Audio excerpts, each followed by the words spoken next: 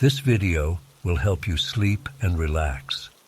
But before we begin, I would like to know which city you're from and what time you're watching this. Now, subscribe to the channel, relax, and let's begin. I keep replaying that night over and over in my head. It's been 3 weeks, but the throbbing at the base of my skull still flares up sometimes, like my body's own personal reminder of what happened. My therapist says writing this all down might help me process it, so here goes. I work for a tech startup in Palo Alto, one of those places with the ping pong tables and free snacks that nobody actually has time to enjoy because we're all working 70-hour weeks. That night, I'd stayed late debugging some code that was supposed to launch the next morning. By the time I left, it was almost midnight. The parking lot was practically empty. Just a few cars belonging to other workaholics scattered around. I remember feeling exhausted, but also kind of satisfied, like I'd actually accomplished something. The air had that weird Bay Area chill, not exactly cold, but damp enough to make me zip my hoodie all the way up as I walked to my car. I decided to take the back road home. It cuts through some less developed areas between Mountain View and San Jose, but shaves about 15 minutes off my commute when there's no traffic. During the day, it's scenic. At night, it's just empty. Streetlights spaced too far apart, lots of dark stretches. About 10 minutes into my drive, I noticed hazard lights blinking ahead. As I got closer, I could make out a silver Audi pulled onto the shoulder. A woman was standing next to it, phone in hand, the screen illuminating her face in the darkness. She looked to be in her 30s, wearing business casual, like she was coming home from work too. I'm not usually the type to stop for strangers, especially at night. But something about her seemed, familiar, like she could have been one of my co-workers. Plus, cell reception is spotty on that stretch. I'd been stuck there myself once with a flat tire, watching cars pass by for almost an hour before I got a signal. So I pulled over about 20 feet behind her car, leaving my headlights on so we could see. I remember hesitating for just a second before getting out. Not because I felt unsafe, because I felt stupid, like, what did I know about fixing cars? But I figured maybe she just needed to use my phone or something. "Car trouble?" I called out as I approached, trying to sound helpful, but not creepy. She looked relieved to see me. "Yes, thank you for stopping. It just died while I was driving. I was trying to call to OIA, but I can't get a signal out here." Up close, I noticed she kept glancing around nervously. I assumed she was just uncomfortable being stuck alone in the dark. I would be too. "I can take a look if you want," I offered. "I'm not a mechanic or anything, but maybe it's something simple." She nodded gratefully and popped the hood. I walked around to the front of the car, fishing my phone out to use as a flashlight. The engine looked normal enough to my untrained eyes. I leaned in further, trying to spot anything obviously wrong. "Do you know anything about cars?" she asked, coming to stand a few feet away. "Not really," I admitted, "but my dad taught me a few basics." That's when I noticed something odd. There was no warmth coming from the engine. If she'd just been driving, it should have been hot. Before I could process that thought, I felt this explosion of pain at the base of my skull. It was like being hit with a baseball bat. My knees buckled and everything went sideways. I don't know how long I was out. It couldn't have been more than a few minutes, but when I came to, I was lying face down on the asphalt. My head was pounding so badly I thought I might throw up. There was something wet and sticky in my hair. Blood, I realized dimly. I pushed myself up onto my elbows, fighting a wave of dizziness. The woman was gone. The Audi was gone. And when I looked up, my stomach dropped. My car was gone too. I sat there on the shoulder of the road, trying to make sense of what had happened. The realization came in pieces. The woman, the cool engine.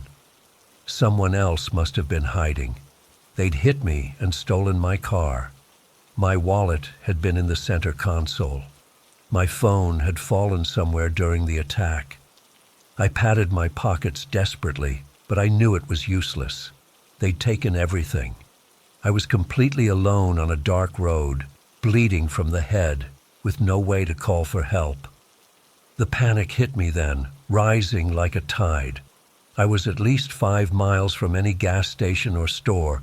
Walking felt impossible with my head spinning, but staying put seemed worse. What if they came back? What if next time they didn't just want my car? I forced myself to stand, using the guardrail for support. The world tilted alarmingly, but I managed to stay upright. I decided to walk in the direction I'd been heading. At least there were some businesses eventually, if I could make it that far. Every step was agony. The back of my head throbbed in time with my heartbeat. I kept to the shoulder, occasionally ducking down when headlights appeared in the distance. I couldn't trust anyone now.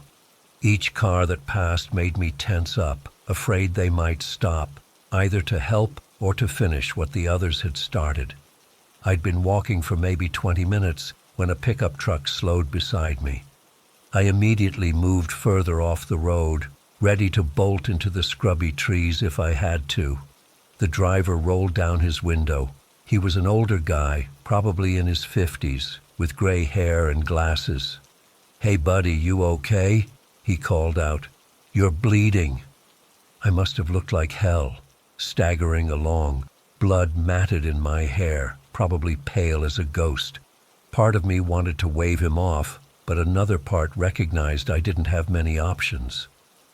"I got attacked," I managed to say, staying at a safe distance from his truck. "Someone hit me and stole my car." The man looked genuinely shocked.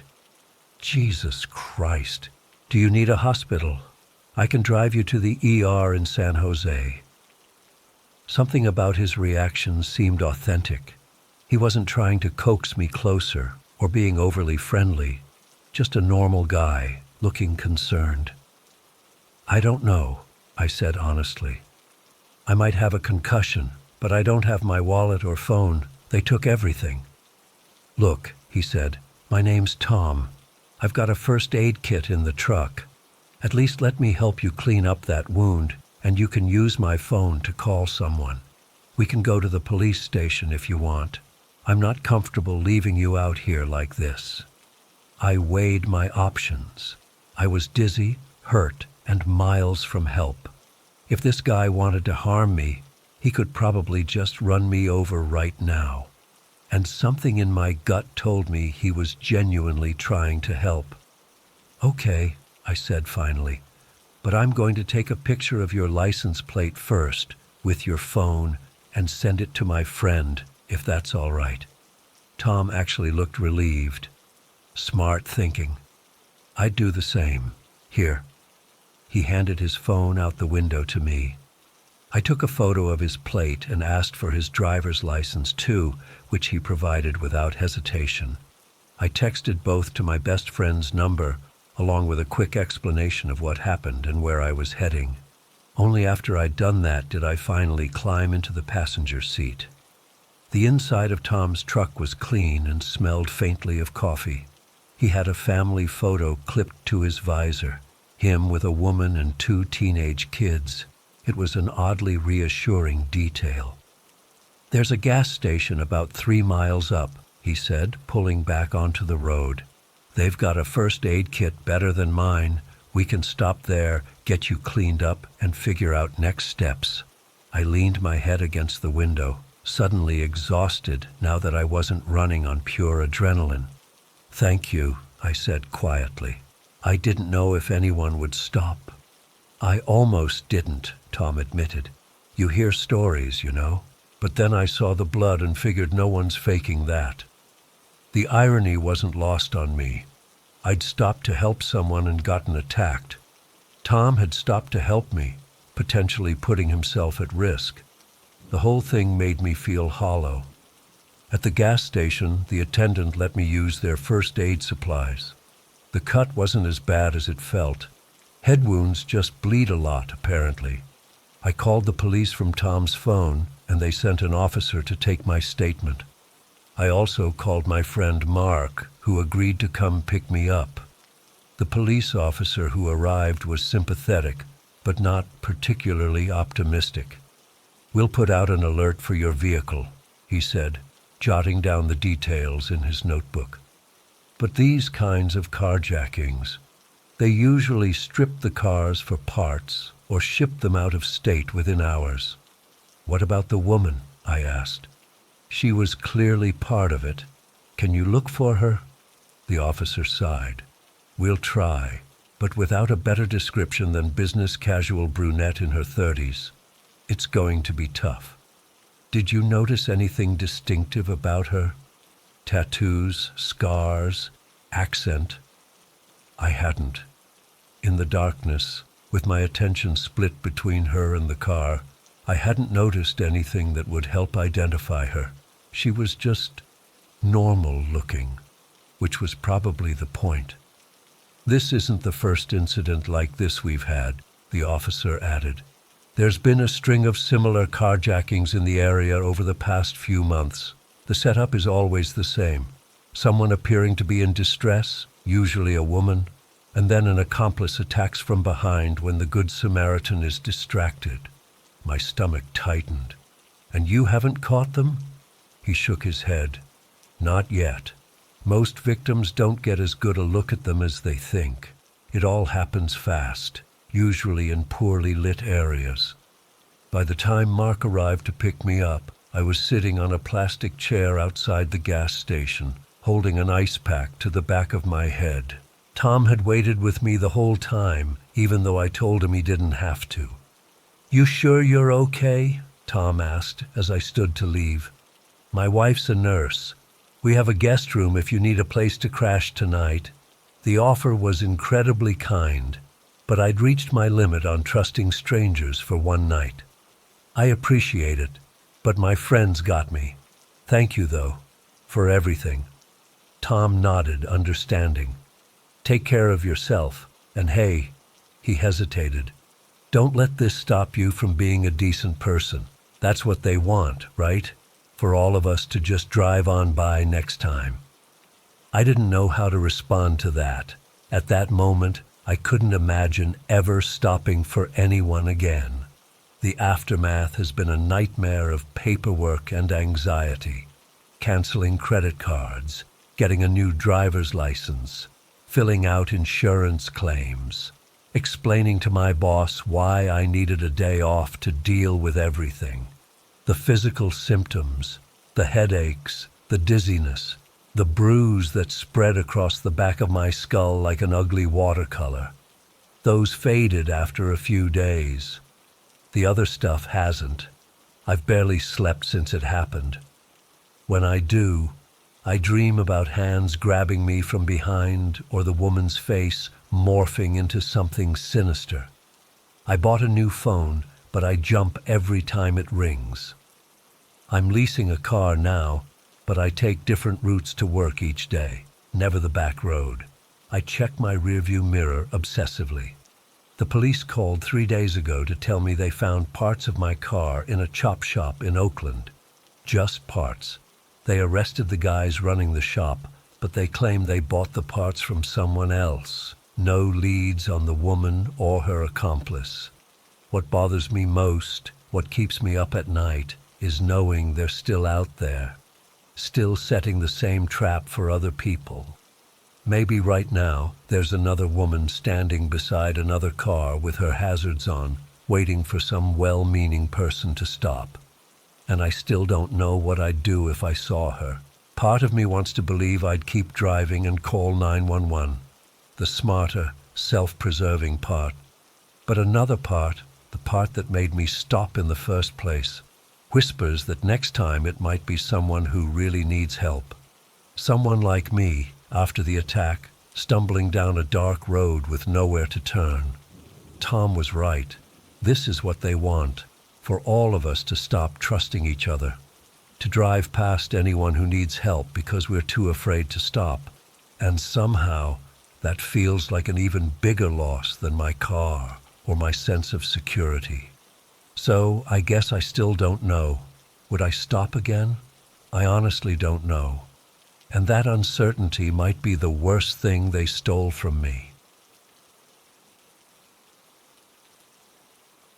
I still check the door locks every night, 3 times, always in the same order. Front door, back door, side door, then front door again. It's funny how trauma works. I never used to be this way.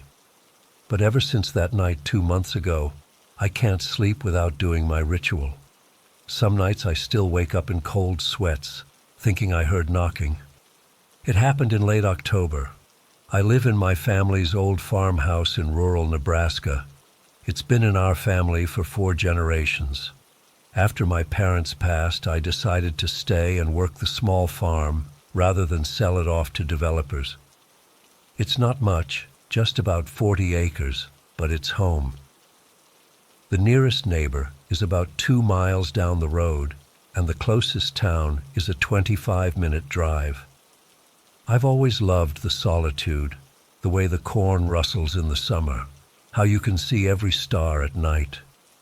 That night, a massive storm system had moved in. The weather people had been warning about it for days. High winds, torrential rain, possible flooding in the low areas. I'd spent the afternoon securing things around the property, moving equipment into the barn, bringing in the porch furniture, checking that the generator was fueled up. By evening, the storm was in full force. The rain was coming down in sheets, pounding against the roof and windows. The wind howled around the corners of the house, making that eerie whistling sound that old farmhouses get in bad weather. I wasn't worried. I've been through plenty of storms out here. I'd made a simple dinner, fed my dog Cooper, a black lab who was getting old and slept a lot, and settled in with a book and a glass of wine. Cooper was snoring by the fireplace. The power was still on, surprisingly, though I had candles and flashlights ready. It was almost cozy, in a way, being warm and dry while the elements raged outside. The knock came at 9:43 p.m. I remember checking my watch because it startled me so badly. Nobody comes out here, especially not during a storm like this. Cooper lifted his head and gave a half-hearted woof before settling back down. Some guard dog, right? For a second, I wondered if I'd imagined it. Maybe a branch had hit the house. Then it came again. 3 clear, deliberate knocks. I put my book down and went to the window beside the door, pulling the curtain back just enough to peek out. There was a man standing on my porch, completely drenched. Even through the rain-streaked glass and darkness, I could see he was wearing a dark jacket and jeans. He wasn't anyone I recognized from town. My first instinct was not to answer. Living alone as a woman, you develop certain precautions. But then I thought about how I'd want someone to help me if my car broke down in this weather. Plus, Cooper hadn't gone crazy barking, which he usually does with strangers who mean harm. At least that's what I told myself. I turned on the porch light and opened the door, keeping the chain lock fastened. "Can I help you?" I called through the crack. His face looked relieved. "Oh, thank God," he said. "I'm so sorry to bother you. My car slid off the road about half a mile back, and my cell has no service out here. Could I possibly use your phone? I just need to call for help." He seemed normal enough. Mid-30s maybe, average height, brown hair plastered to his head from the rain. But something in his eyes didn't match his friendly tone. They were assessing, looking at me, then past me into my house, then back to me. I hesitated. He must have sensed it because he quickly added, "I completely understand if you're uncomfortable. Maybe you could make the call for me, My name's David. My buddy lives about 40 minutes from here and has a truck that could pull me out. I should have trusted my gut, but I didn't want to be the paranoid woman who left someone stranded in a dangerous storm. So I unhooked the chain. "Come in," I said. "The phone's in the kitchen. You're dripping everywhere." "Thank you so much," he said, stepping inside. "You're a lifesaver, literally." He smiled, and again, something about it didn't reach his eyes. I led him to the kitchen, trying to keep some distance between us. Cooper had finally decided to investigate and followed us, sniffing at the stranger's wet jeans. "That's Cooper," I said, pointing to the wall-mounted phone. "You can use that. There's paper and pen next to it if you need to write anything down." He picked up the receiver and dialed a number from memory. I moved to the other side of the kitchen island, pretending to tidy up while listening. "Hey, it's me," he said into the phone. "Yeah, I'm fine. Car went off the road during this storm. No, I'm okay. I'm at a farmhouse. Yeah, a nice lady let me use her phone." He glanced at me and smiled again. "About 8 miles east of the highway on County Road D." "Yeah, that's the one. How long do you think?" "Okay, I'll be here. Thanks, man." He hung up and turned to me. "My friend Jason can come, but it'll be about an hour with the storm and all. I hate to impose, but would it be okay if I waited here? I can wait on the porch if you prefer." Sending him back into the storm seemed cruel, but alarm bells were starting to ring louder in my head. There was something off about this man. The way he moved around my kitchen seemed too comfortable, too familiar. "It's fine," I heard myself say. "You can wait in here. Would you like some coffee to warm up?"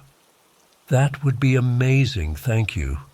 He paused, looking at me expectantly. "Emma," I said, immediately regretting giving him my name. "Emma," he repeated, like he was tasting the word. "Beautiful name. Suits this place." I turned away to make the coffee, using the task to create some normalcy. "So, where were you headed before you went off the road?" I asked, trying to sound casual. "Just passing through," he said vaguely. "You know, I've always loved these old farmhouses. Looks like this one's been here a while." I nodded, measuring coffee grounds. "It's been in my family for generations." "I thought so," he said, in a way that made me look up. "You can tell by the craftsmanship. Those original hardwood floors in the living room. The hand-carved banister on the staircase." I froze. The staircase wasn't visible from where we'd walked. He would have had to look around a corner to see it. "Have you been here before?" I asked, trying to keep my voice steady. He smiled. No, just an educated guess. These old places all have a similar layout." He walked over to the refrigerator where some family photos were pinned with magnets. "Is this your family?" "Yes," I said, watching him closely now. Cooper had settled at my feet, completely useless. "You live here all alone now?" he asked, his back still to me as he studied the photos. "No," I lied. "My brother stays here too. He's just out of town right now." David turned to face me, that unsettling smile still in place. "That's smart. It must get lonely out here otherwise, and a bit scary for a woman on her own, especially on nights like this." The coffee maker beeped, making me jump. I poured a cup and slid it across the island to him, maintaining distance. "Cream or sugar?" I asked, my hand inching toward the drawer where I kept a small canister of pepper spray. "Just black is fine," he said, picking up the mug. "You know, Emma, you're very trusting, letting a stranger into your home like this." I forced a smile. "Well, it's the neighborly thing to do." "Still," he continued, taking a sip of coffee, "not everyone would do that. Most people these days are so suspicious. But I guess out here, you have to look out for each other, right?" I nodded, not trusting myself to speak. He walked over to the window, looking out at the storm. Your place feels so welcoming, so familiar somehow." He turned back to me, almost like I've been here before. My heart was pounding so hard I was sure he could hear it. Cooper sensed my anxiety and stood up, moving closer to me. "You know," David continued, setting his coffee down and taking a step toward me, "I've driven past this house many times. Always wondered about who lived here. Always so isolated, so vulnerable." "My brother should be home any minute," I said, the lie sounding hollow even to my ears. "He just went to check on our livestock in the barn." David's smile widened. "No, he didn't, Emma. We both know you're here alone. Have been for a while now, since your parents died in that car accident 3 years ago." I felt like I'd been punched in the stomach. I never mentioned my parents or how they died. "I think you should wait outside for your friend," I said, my voice surprisingly firm despite my terror. His expression changed then, all pretense dropping away. "We were just starting to have fun," he said, his voice lower, menacing. He took another step toward me.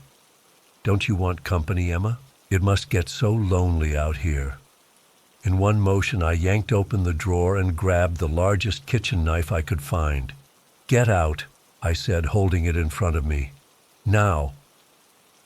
Cooper finally seemed to understand something was wrong and started barking, placing himself between me and David. David stopped, looking from me to the dog to the knife. For a moment I thought he might lunge at me anyway, but then he raised his hands slowly. All right. No need for that. I'll wait outside." He backed toward the door, never taking his eyes off me. "But just so you know, Emma, there's no car off the road and no friend coming to get me." My blood ran cold. "Get out!" I screamed, advancing with the knife. He backed through the living room to the front door, Cooper barking and following close behind. At the door, he turned back. "I'll be seeing you, Emma," he said with that terrible smile. "Maybe next time your dog will be more friendly, or maybe he won't be around at all." I slammed the door the second he was out, locking it and sliding the security chain into place. Through the window, I watched him walk down my porch steps and into the pouring rain. He didn't hurry, didn't run to escape the downpour, just walked calmly away, eventually disappearing into the darkness beyond my porch light's reach. I immediately called 911, knife still in hand. The dispatcher said they'd send a deputy out, but with the storm, it would take at least 30 minutes. I hung up and called my neighbor Mike, who lived 2 miles down the road. No answer. I tried his wife's cell. Nothing. For the next hour, I sat with my back against the wall in the kitchen, knife in one hand, my father's old shotgun in the other. Cooper stayed by my side, growling at every noise the storm made. I kept all the lights on and checked every window and door multiple times. The deputy finally arrived around 11:30 p.m. He searched the property but found no sign of David. No footprints washed away by the rain. No car off the road nearby. He took my statement, looking increasingly skeptical as I told him what happened. I could see it in his eyes. He thought I was an hysterical woman overreacting to a harmless stranger. "How did he know about your parents?" he asked. "I don't know," I said. "Maybe he looked me up somehow, or knows someone in town." The deputy nodded, but I could tell he wasn't convinced anything serious had happened. He promised to patrol the area more frequently and left his card. I didn't sleep that night, or much the next few nights. I had new deadbolts installed on all the doors, got a security system, bought Cooper a companion, a young German shepherd named Rex, who's much more alert than old Cooper. But the worst part isn't the fear that he might come back. It's the certainty that he had been watching me long before that night, that he knew my routines, my vulnerabilities, my history, that my private life had been exposed to those calculating eyes without me ever knowing. Sometimes at night, I think I see a figure standing at the edge of my property just watching. But when I turn on the outdoor floods, there's never anyone there. I've stopped telling people about these sightings. I know what they think, that I'm paranoid, imagining things. But I know what I saw that night. I know what he said. And I know that somewhere out there, a man named David is waiting for another stormy night, another opportunity. That's why I check the locks 3 times. That's why I keep the shotgun under my bed. And that's why, no matter how many years pass, I'll never feel completely safe in my home again.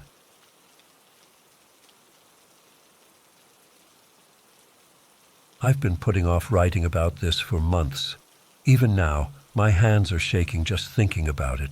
I guess I need to get this off my chest, and maybe someone here has experienced something similar or can make sense of what happened to me. This happened back in February during that massive storm system that hit the Midwest. I was driving back from visiting my sister in Springfield, about a 3-hour drive from where I live. The weather forecast had predicted heavy rain, but nothing like what actually came down. I should have stayed another night at my sister's, but I had work the next morning and couldn't afford to call in sick again after using so many days when I had the flu last month. The first hour of the drive was fine, just light rain and some wind. Then out of nowhere, the sky turned this weird greenish-black color. The rain started coming down in sheets so thick I could barely see 10 feet in front of me. I slowed down to maybe 25 mph on a 55 mph road, and even that felt dangerous. There were hardly any other cars out, which should have been my first clue to pull over somewhere and wait it out. I kept driving, though, thinking I'd push through to the next town where I could stop at a gas station or something. That's when it happened. My headlights started flickering.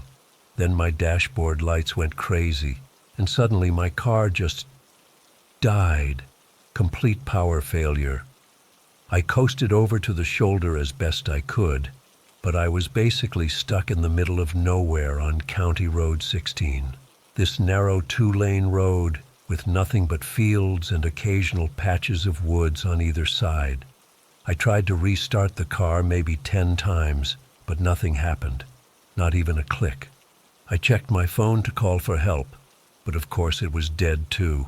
I didn't have a car charger because my old one broke last week, and I hadn't replaced it yet. Just my luck. The rain was pounding on the roof so loudly it sounded like someone was throwing rocks at my car. I sat there for maybe 20 minutes, hoping someone would drive by, but not a single car passed. I finally decided to pop the hood and check the engine, even though I know next to nothing about cars. At least it would feel like I was doing something. I got completely soaked within seconds of stepping outside. The wind nearly knocked me off my feet, and the rain felt like needles hitting my skin. I fumbled with the hood latch and managed to prop it open, but I couldn't see anything in the darkness except when lightning flashed. Everything looked connected as far as I could tell, but what do I know? I'm not a mechanic. I was just about to close the hood when I saw headlights approaching through the curtain of rain. Relief washed over me until I realized it wasn't just any vehicle. It was a tow truck. In the middle of nowhere, during the worst storm in years, a tow truck just happened to be driving by. It seemed too convenient, but I was desperate and cold and soaking wet. The truck pulled up behind my car, its yellow hazard lights pulsing through the rain. I stood there, holding the hood up, as a figure emerged from the driver's side. He was huge, had to be at least 6'4", and built like a linebacker. He wore this dark raincoat with the hood pulled up and a baseball cap underneath it, pulled low over his eyes. I couldn't make out his face clearly in the darkness. "Car trouble?" he shouted over the storm. His voice was deep, gravelly. I nodded and explained what happened, the power failure, the dead phone. He didn't come closer to look at the engine, just stood there, rain dripping off his coat. "Can't fix that here," he said. "Need to take it to my garage." I hesitated. Something felt off about him, but I couldn't put my finger on what. Maybe it was just the situation, the storm, being stranded, my nerves on edge. Or maybe it was the way he kept his face hidden, or how he didn't introduce himself or show any ID or mention a company name. "How much will it cost?" I asked. "We'll figure that out at the shop," he replied. "Can't stay out here in this weather." He was right about that. The storm was getting worse. Lightning struck somewhere nearby, close enough that I felt the thunder in my chest. I didn't have many options.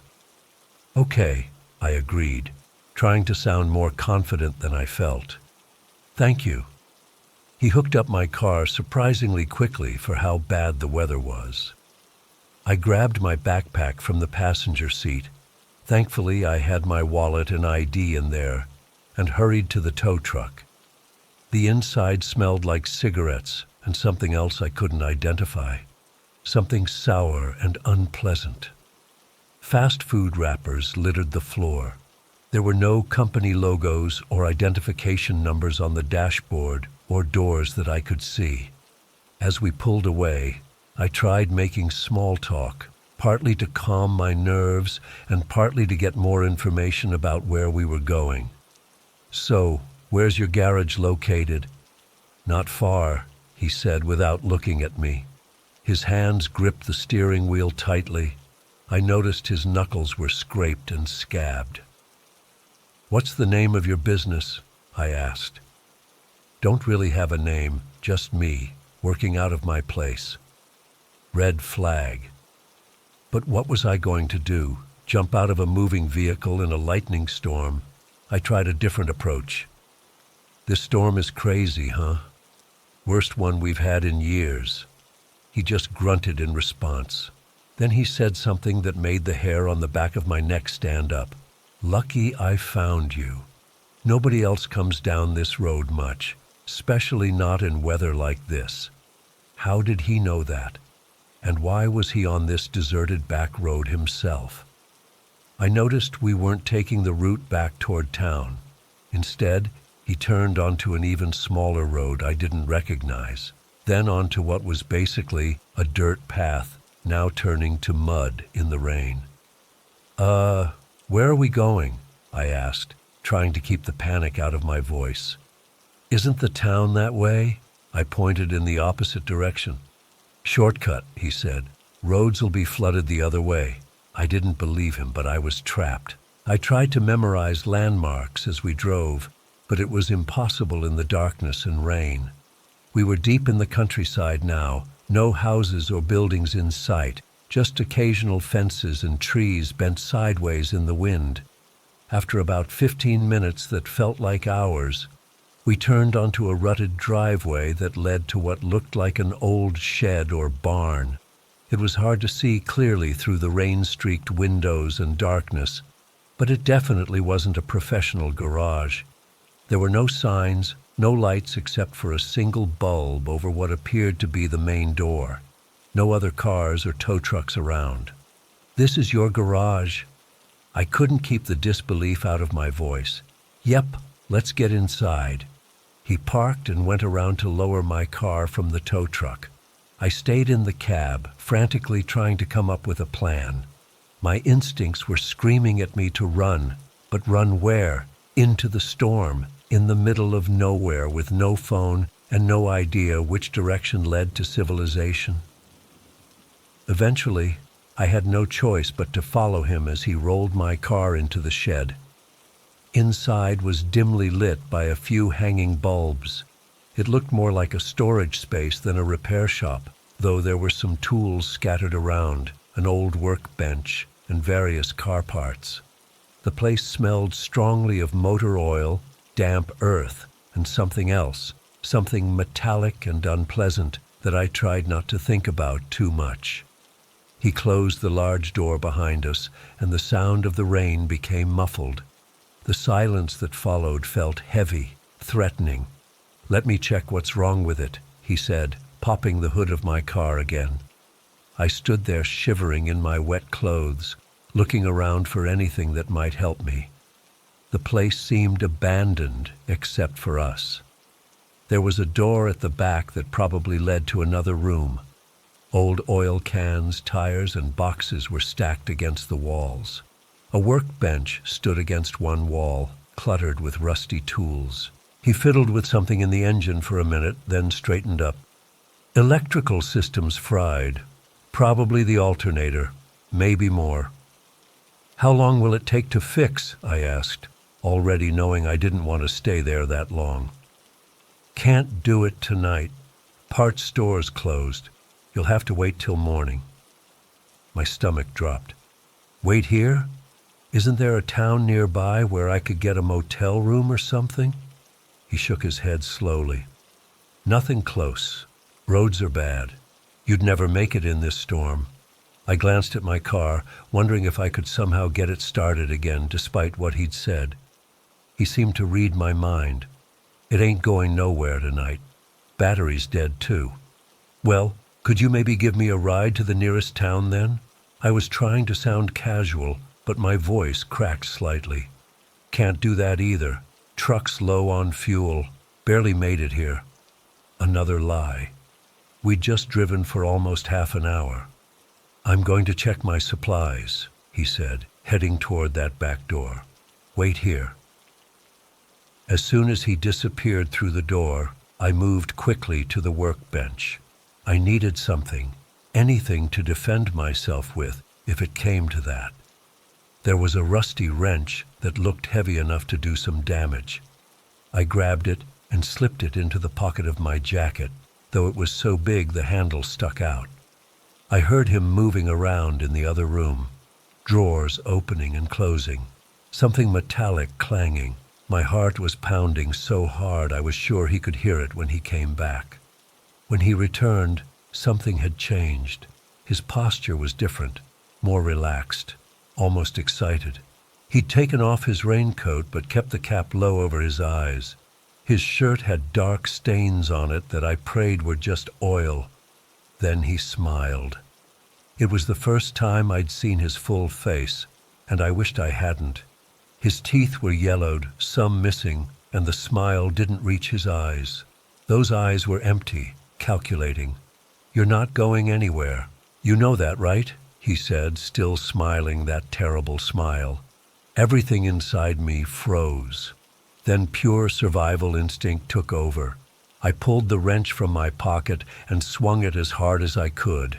I wasn't aiming, just reacting. It connected with his shoulder with a sickening thud. He grunted in pain and stumbled backward, more surprised than hurt. I didn't wait to see what he'd do next. I shoved a stack of boxes between us, sending them crashing to the floor. Tools and parts scattered everywhere. He cursed and tried to move around them, but slipped on something. I ran for the big garage door, struggling to push it up with adrenaline-fueled strength. It opened just enough for me to duck under, and I was back out in the storm, running blindly into the darkness. The rain was still coming down in sheets. Lightning flashed, temporarily illuminating the muddy driveway. I ran toward what I hoped was the road, my shoes sinking into mud with every step. I could hear him shouting behind me, but the wind and thunder drowned out his words. I had no plan beyond getting away from that place. My lungs burned, and my soaked clothes felt like they weighed 100 pounds. Every few seconds, lightning would flash, giving me brief glimpses of my surroundings: trees, fences, muddy road. No houses, no other buildings. I don't know how long I ran. It could have been 10 minutes or an hour. Time didn't make sense anymore. My only thoughts were, keep moving, don't stop, find help. At some point, I realized I didn't hear him behind me anymore. Had I lost him? Or was he circling around in his truck, searching the roads for me? I kept moving, following the muddy road, hoping it would eventually lead somewhere. My legs were giving out. I was gasping for breath. The wrench was still clutched in my hand, my knuckles white around it. Then I saw it, headlights in the distance coming toward me. Terror and hope fought inside me. Was it him or someone who could help? I moved to the side of the road, ready to hide in the ditch if necessary. As the vehicle got closer, I could make out that it was indeed another tow truck, but this one had proper logos on the side. Johnson's 24-hour towing with a phone number beneath it. I waved frantically, still prepared to dive into the ditch if something seemed off. The truck slowed and stopped. The driver, a middle-aged man with a beard, rolled down his window and looked at me with concern. "Jesus Christ, what happened to you?" he asked, taking in my drenched, mud-covered appearance and the wrench I was still holding. Between gasps for breath, I explained about my car breaking down and, this was the hard part, being picked up by someone I now believed had intended to harm me. I must have sounded completely insane, but the driver's expression grew serious rather than skeptical. "Get in," he said. "Let's call the police." Inside his truck was warm and clean, with a proper dispatch radio. He handed me a bottle of water and a blanket from behind his seat, then called the police on his cell phone. I gave them as much information as I could, approximate location of the shed, description of the man and his unmarked tow truck, what had happened. They said they'd send deputies to investigate right away. The driver, Mike was his name, took me to a police station in the nearest town. I gave a formal statement there, still shaking and wrapped in the emergency blanket they'd given me. They sent officers to look for the place I'd described, but when they called back a few hours later, the news wasn't good. They'd found what they thought was the shed based on my directions, but it was empty. No sign of my car, the fake tow truck, or the man. Just an abandoned building with some old tools and oil stains on the floor. They said they'd keep looking and put out an alert for my vehicle, but their tone suggested they didn't expect to find anything. I stayed in a motel that night, courtesy of the police department. Mike from the towing company even brought me some dry clothes his daughter had left at his house. Everyone was kind, but I could tell they weren't sure what to make of my story. Had I imagined how threatening the man was? Was it just a misunderstanding blown up by fear in the storm? But I know what I saw in his eyes. I know what he meant when he said I wasn't going anywhere. It's been 3 months now. They never found my car or identified the man. The police investigation eventually went cold. I moved to a different town, changed my phone number, and I haven't driven on a rural road since that night. Sometimes I wonder if I overreacted. Maybe he really was just a mechanic with poor social skills and a creepy smile. But deep down, I know better. I know what would have happened if I hadn't grabbed that wrench, if I hadn't run when I did. I still check my rearview mirror constantly, looking for unmarked tow trucks. I keep a fully charged phone power bank in my pocket at all times, and I never, ever drive in storms anymore. Some lessons you only need to learn once.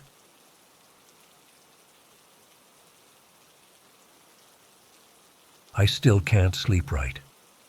It's been 3 weeks since that night at the cabin, and I keep waking up in cold sweats, thinking I hear knocking at my door. My roommate says I've been talking in my sleep. I need to write this all down. Maybe it'll help get it out of my system. I don't know. It was supposed to be a fun weekend getaway. My friends and I had been planning it for months. Me, Jenny, Alex, and Rachel. We all needed to unwind after a stressful semester, and Jenny's uncle had this cabin about 3 hours from campus. Nothing fancy, just a 2-bedroom place with a nice fireplace and a decent kitchen. The important part was that it was isolated, nestled in the woods with no neighbors for at least a mile in every direction. Perfect for unwinding, having a few drinks, and forgetting about finals for a couple days. The drive up was great. We took Alex's SUV, packed way too many snacks, and blasted 2000s throwbacks the whole way.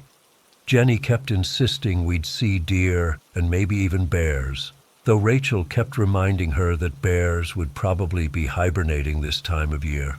I remember thinking how normal everything felt. Just 4 friends on a weekend trip. God, I wish we'd stayed home. We got to the cabin around 4 p.m. on Friday.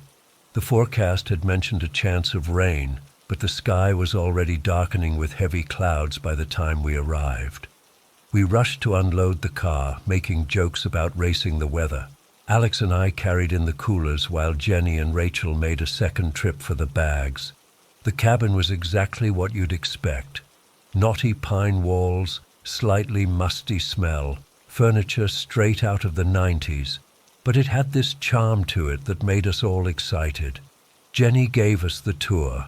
Living room with the stone fireplace, small kitchen with an ancient gas stove, 2 bedrooms with 2 twin beds each, and a bathroom with temperamental plumbing.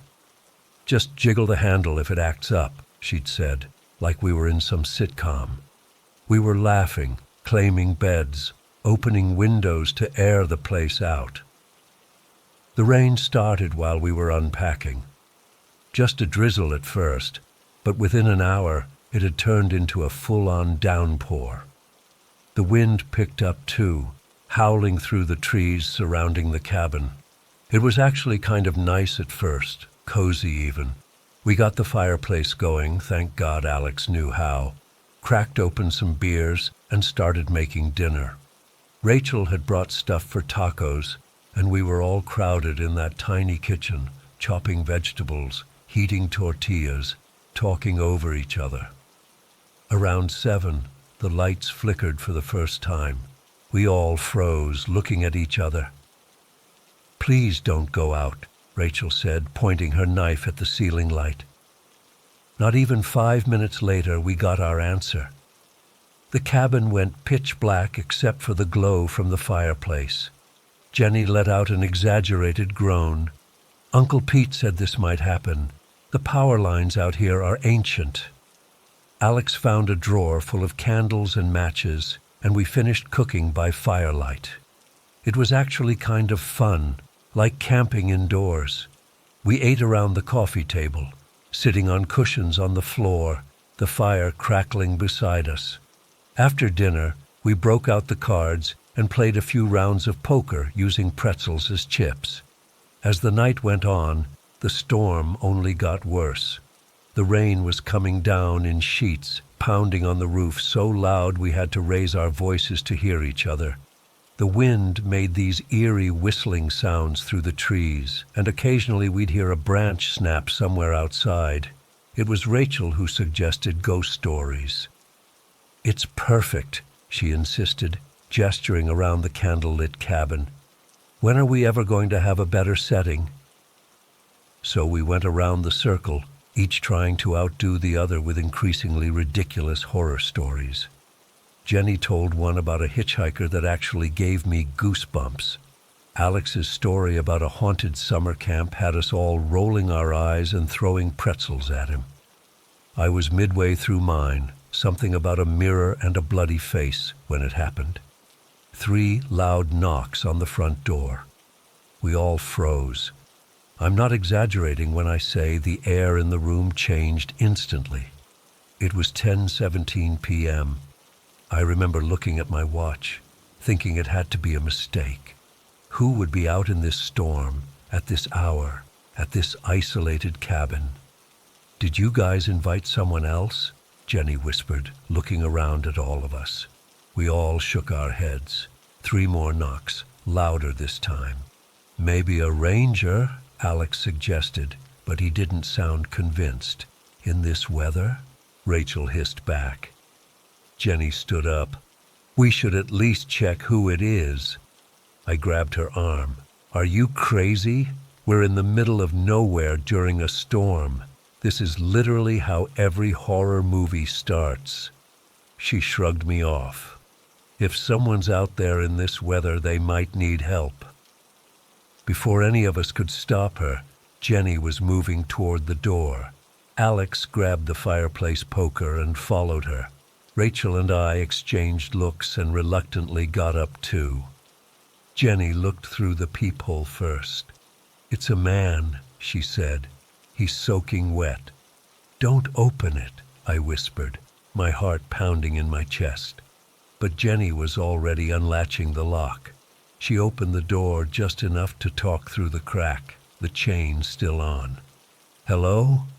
I couldn't see him from where I was standing, but I heard his voice.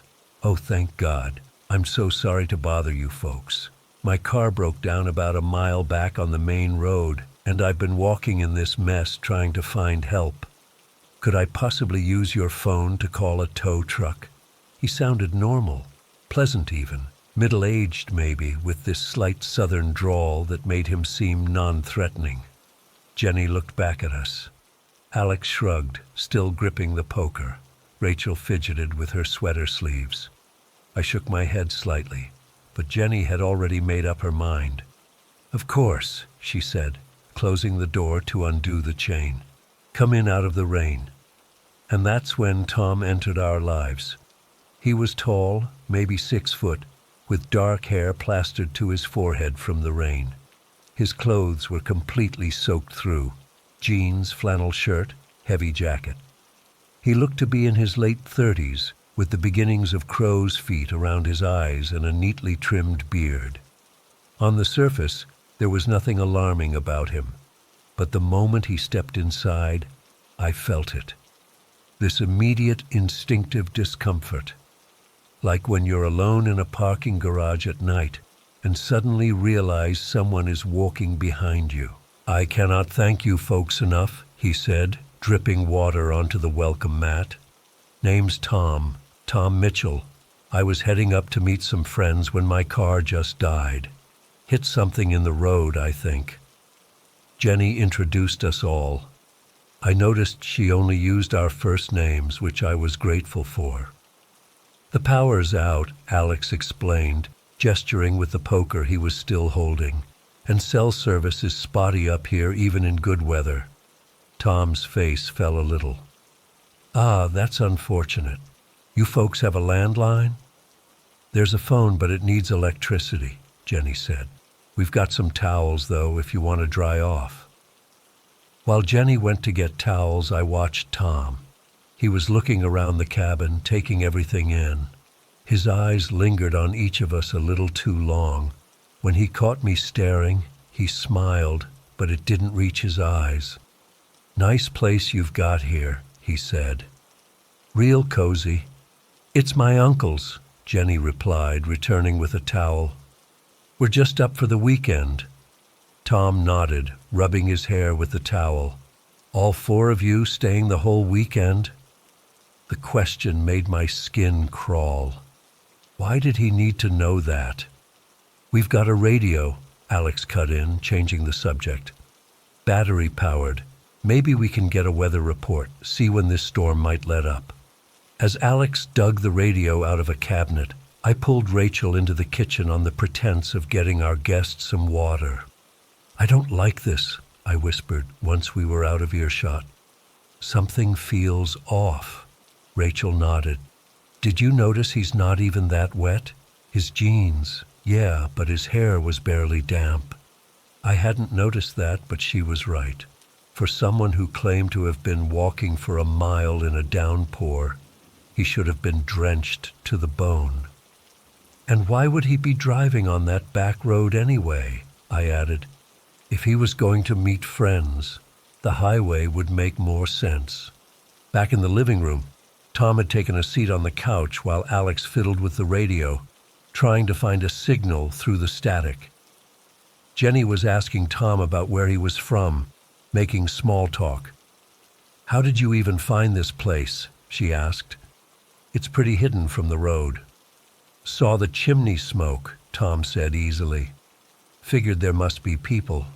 Lucky for me, right?" But the cabin was set back from the road, behind a thick line of trees.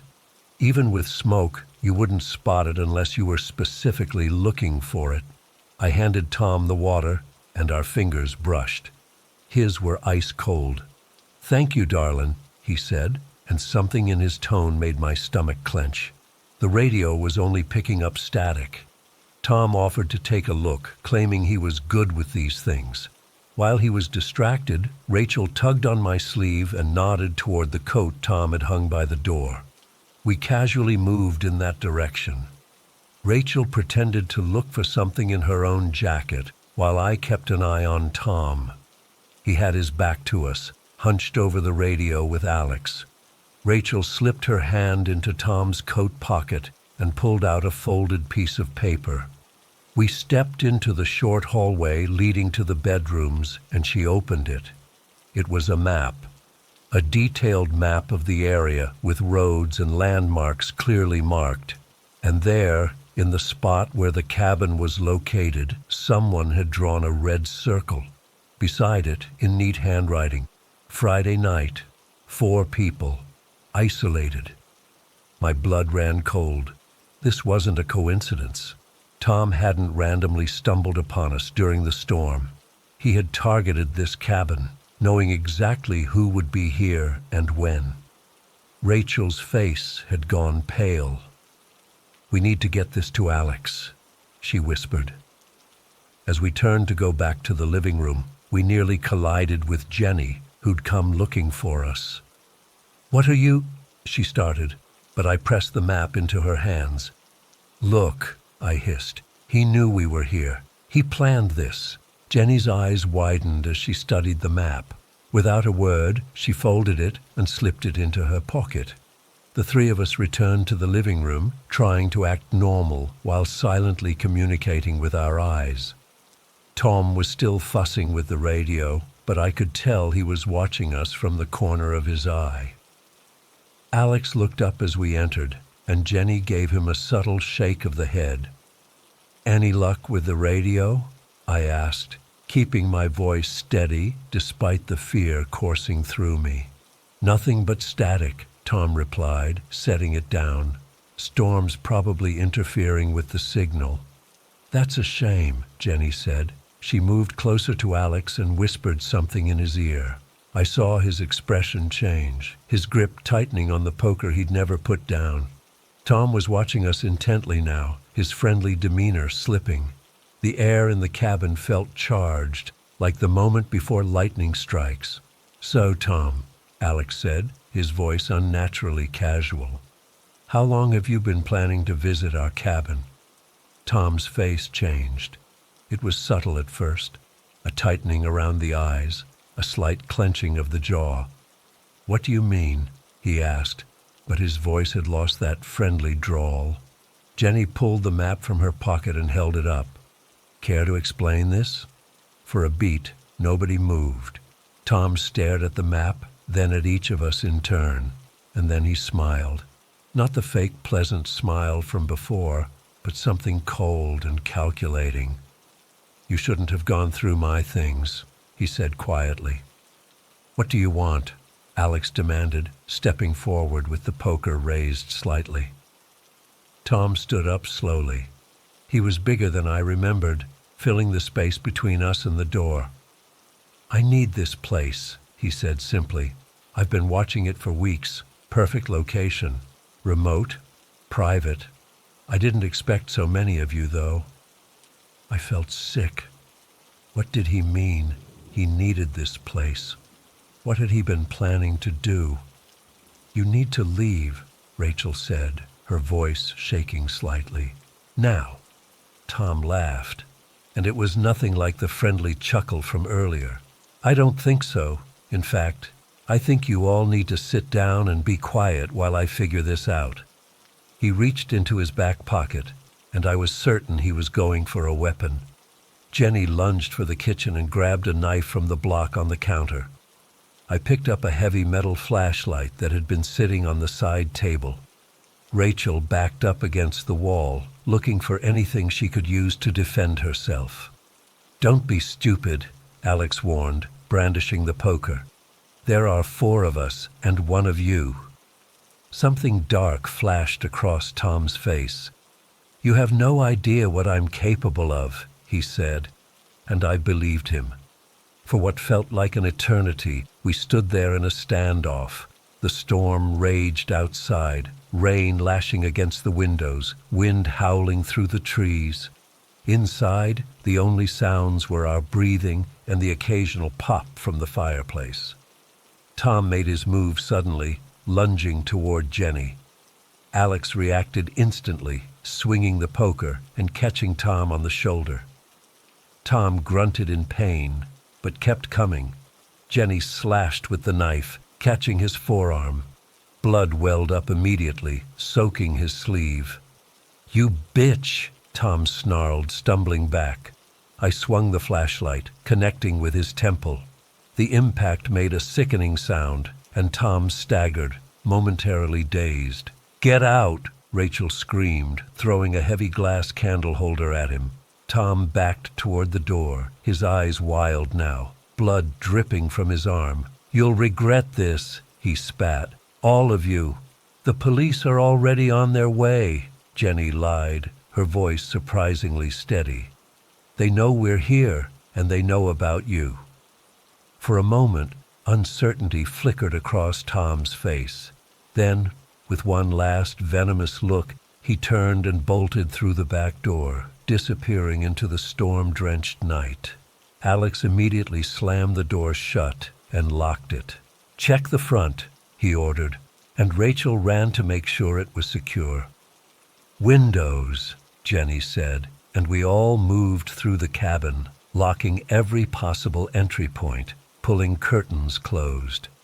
We spent the rest of that night huddled in the living room, armed with our makeshift weapons, jumping at every sound.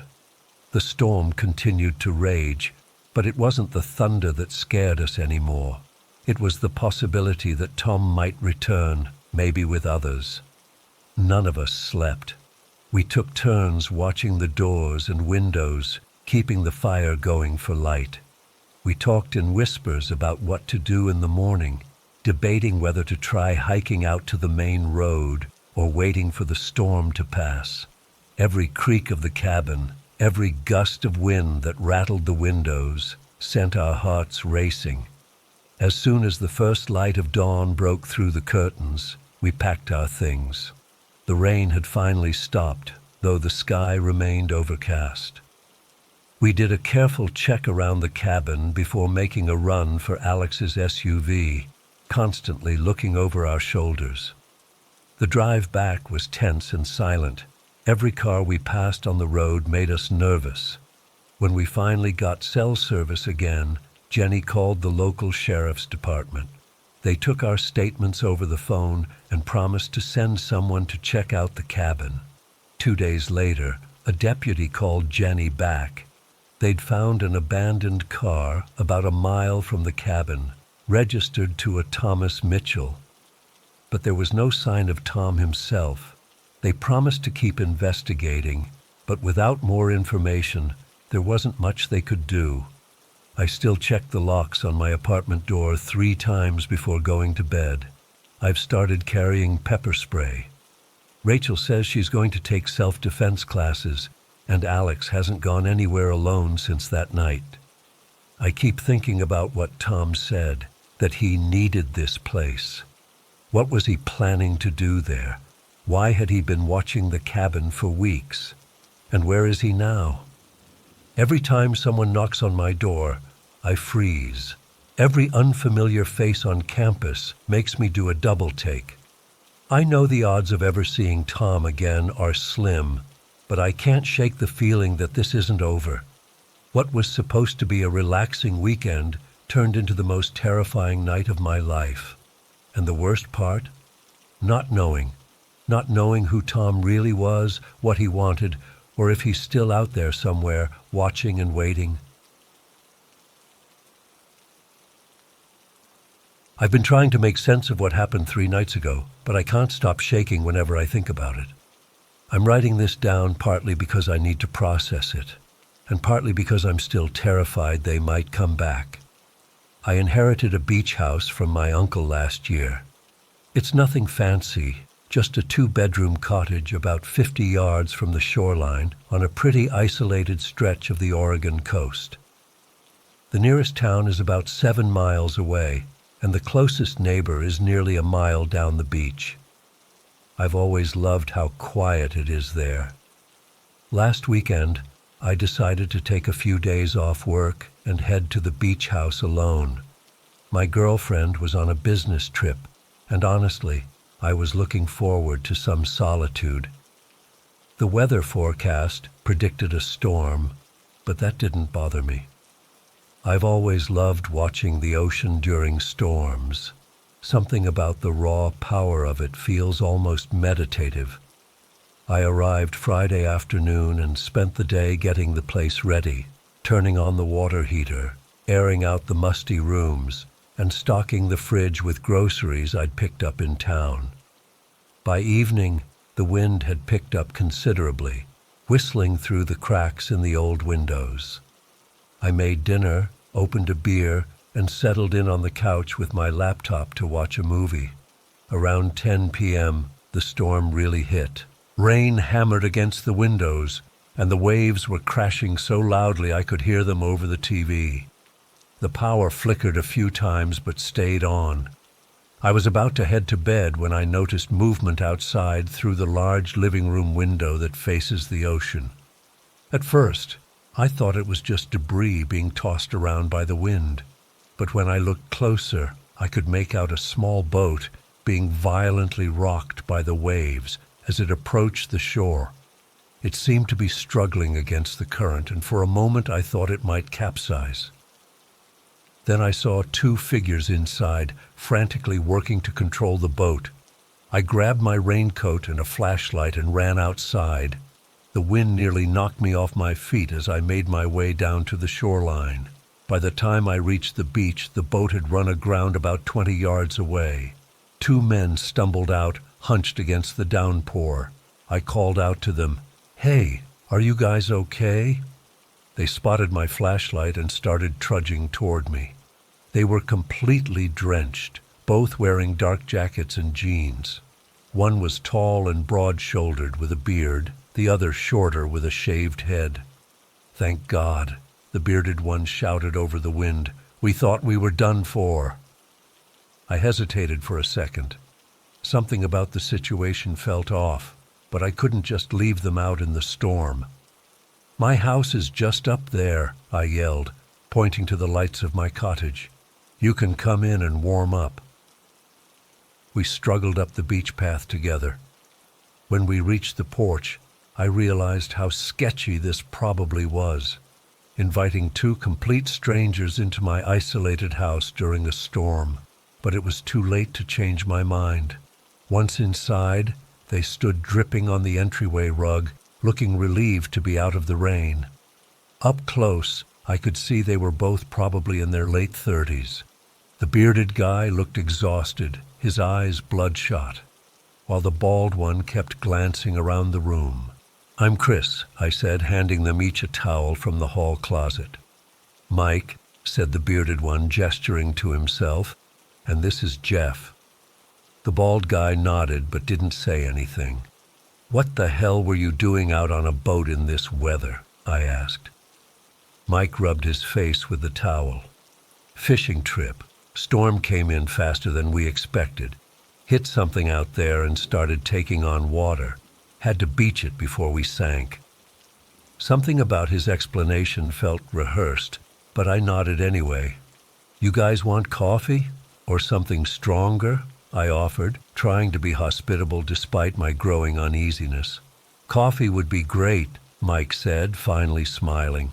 "And if you've got something to spike it with, even better." I went to the kitchen to put on a pot of coffee. From there, I could see them in the living room. They weren't talking to each other, which struck me as odd. If I'd just survived a near disaster with a friend, we'd be freaking out together, reliving what happened. Instead, they were silently looking around my house, at the furniture, the exits, the photos on the wall. Jeff wandered over to the window, and peered out at the storm, then checked his watch. When I brought the coffee, they both thanked me.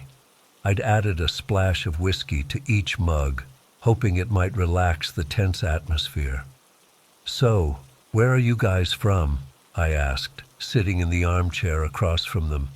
I wanted to keep them talking, figure out who they really were. "Portland," Mike answered quickly. "Just down for the weekend." "Your boat registered around here?" I asked casually. Mike and Jeff exchanged a quick glance. "Friend's boat," Jeff said, speaking for the first time. His voice was deeper than I expected. "We borrowed it for the day." "You should probably call your friend," I suggested. "Let him know what happened to his boat." "Yeah, good idea," Mike said, but made no move to use his phone. "Phone's dead though, got soaked." I pointed to the landline on the side table. "You can use mine."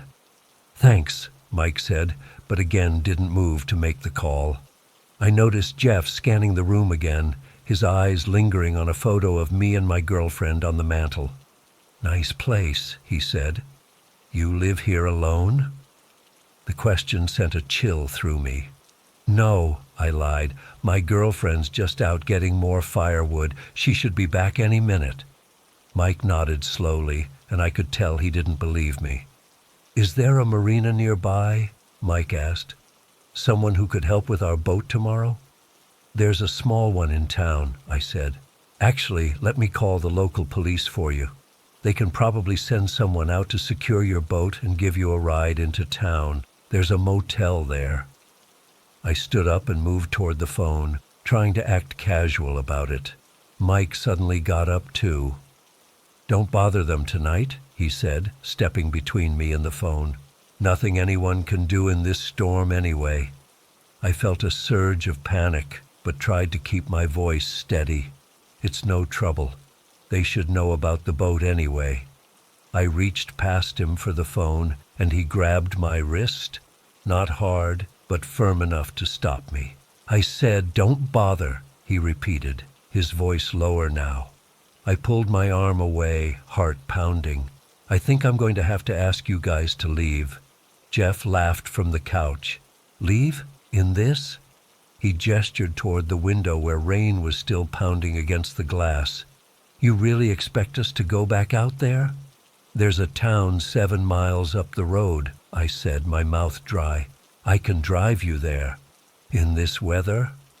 Mike shook his head. "Roads are probably flooded. We're better off waiting out the storm here." I was trapped in my own house with these men, and I knew with absolute certainty now that they weren't stranded fishermen. The boat might even have been stolen. "Look," I said, trying a different approach. "I've got some cards in the drawer. How about we play a few hands to pass the time? The storm might let up soon." Jeff looked at Mike, who shrugged. "Sure, why not?" I got the cards and we sat at the dining table. My hands were shaking so badly I could barely shuffle. My mind was racing, trying to figure out what to do. Were they planning to rob me? Was it worse than that? The nearest neighbor was too far to hear me if I yelled for help. We played a few hands of poker, betting with matchsticks I found in a drawer. I tried to appear calm, but I kept noticing how they communicated with glances, barely needing to speak to each other. They'd done this before, whatever this was. After about 20 minutes, Mike stood up. "I need to check something with the boat, make sure it's not drifting back out." "I'll go with you," I said quickly, not wanting to be alone with Jeff. Mike frowned. "No need, I'll be quick." "I insist," I said, standing up. "It's dangerous out there alone." Mike looked at Jeff, who gave a slight nod. "Fine," Mike said tersely. I grabbed my raincoat and flashlight again. Outside, the storm hadn't let up at all. We struggled down the beach path, the wind whipping sand against our faces. When we reached the boat, Mike bent down as if checking something on the hull. I stood back, shining the flashlight for him. Without warning, he lunged at me, grabbing for the flashlight. I stumbled backward, slipping in the wet sand. He came at me again, and this time I saw something metallic in his hand. A knife. Pure adrenaline kicked in. I swung the heavy flashlight as hard as I could, connecting with his shoulder. He grunted in pain but kept coming. I managed to push him off and scramble to my feet. Then I ran, faster than I've ever run in my life, back toward the house. I burst through the front door, gasping for breath. Jeff jumped up from the couch, startled. "Mike fell," I lied frantically. "He's hurt. You need to help him." Jeff's eyes narrowed. "What did you do?" I lunged for the phone, but Jeff was quicker. He knocked it from my hand and shoved me against the wall. "We're not going anywhere," he said, his face inches from mine. "And neither are you." I kneed him in the groin as hard as I could. He doubled over, cursing, and I ran for the kitchen. I could hear Mike shouting from outside, getting closer.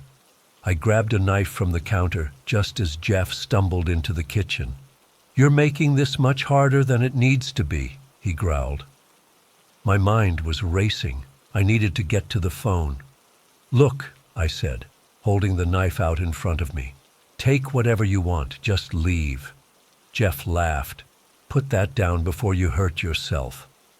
I heard the front door slam open. Mike was back. I was trapped between them. "He knows," Mike said, dripping wet and clutching his shoulder. "We need to finish this now." In desperation, I pointed behind Jeff. Cops. It was the oldest trick in the book, but Jeff instinctively turned to look. I shoved past him and sprinted for the front door. Mike tried to grab me, but his injured arm slowed him down. I made it outside and ran toward my car. Then I remembered. My keys were still in the house. I changed direction and ran toward the beach instead. Behind me, I could hear them shouting. The rain was still coming down in sheets, and I could barely see where I was going. I stumbled down the beach path, my lungs burning. About 50 yards down the beach, I veered back toward the dunes and crouched down, trying to decide what to do. My house was the only one with lights on for miles. I couldn't outrun them all night, and eventually they'd find me. I had to get back to the house and call for help. I circled back, staying in the dunes for cover. From a distance, I could see them with flashlights, searching the beach for me. I waited until they were far enough away, then made a dash for the house. Inside, I locked the door behind me and ran straight for the phone. My hands were shaking so badly, I misdialed twice before getting 911. "911, what's your emergency?" the dispatcher finally answered. "There are 2 men trying to break into my house," I gasped. "They came in a boat and they have knives. Please, hurry." I gave them the address as quickly as I could. The dispatcher tried to keep me on the line, but I spotted Mike and Jeff heading back toward the house. "They're coming back," I whispered. "I have to hide." I hung up and ran to the bedroom, locking that door too. I could hear them trying the front door, then the sound of breaking glass. They were coming in through the window. I looked around frantically for a hiding place. The closet was my only option. I squeezed in between the hanging clothes and pulled the door shut just as I heard them enter the house.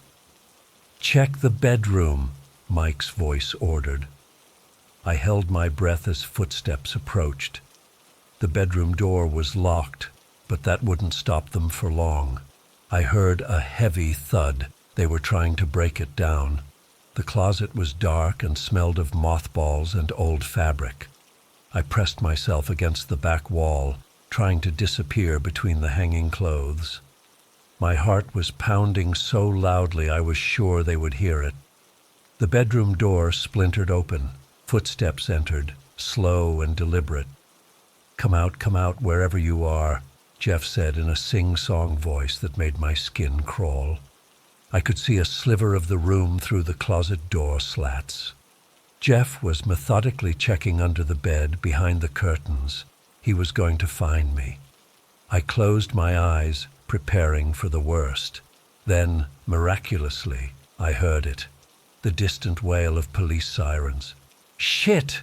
Mike yelled from somewhere in the house. "We need to go. Now!" Jeff froze, looking toward the door. The sirens were getting louder. "What about him?" Jeff called back. "Forget him! We need to get out of here!" Jeff hesitated, looking around the room one more time. For a terrifying moment, his eyes seemed to fix directly on the closet. Then he turned and ran out. I stayed frozen in place, afraid it might be a trick.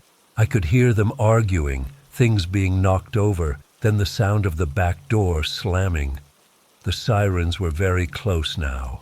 I finally summoned the courage to peek out of the closet. The bedroom was empty. I crept to the window and saw Mike and Jeff running toward the beach, toward their boat. Moments later, red and blue lights flooded the front yard as 2 police cars pulled up. I staggered out the front door, my legs barely supporting me. The police found Mike and Jeff trying to push their boat back into the water. They were arrested on the spot. In their boat, the police found rope, duct tape, and more knives. They wouldn't tell me what Mike and Jeff had planned to do with me, but I can guess. The officers told me the men had long criminal records, including home invasions and worse. They didn't just randomly wash up on my beach. They had targeted my house specifically, knowing it was isolated. The storm had just been convenient cover. I'm staying with a friend now.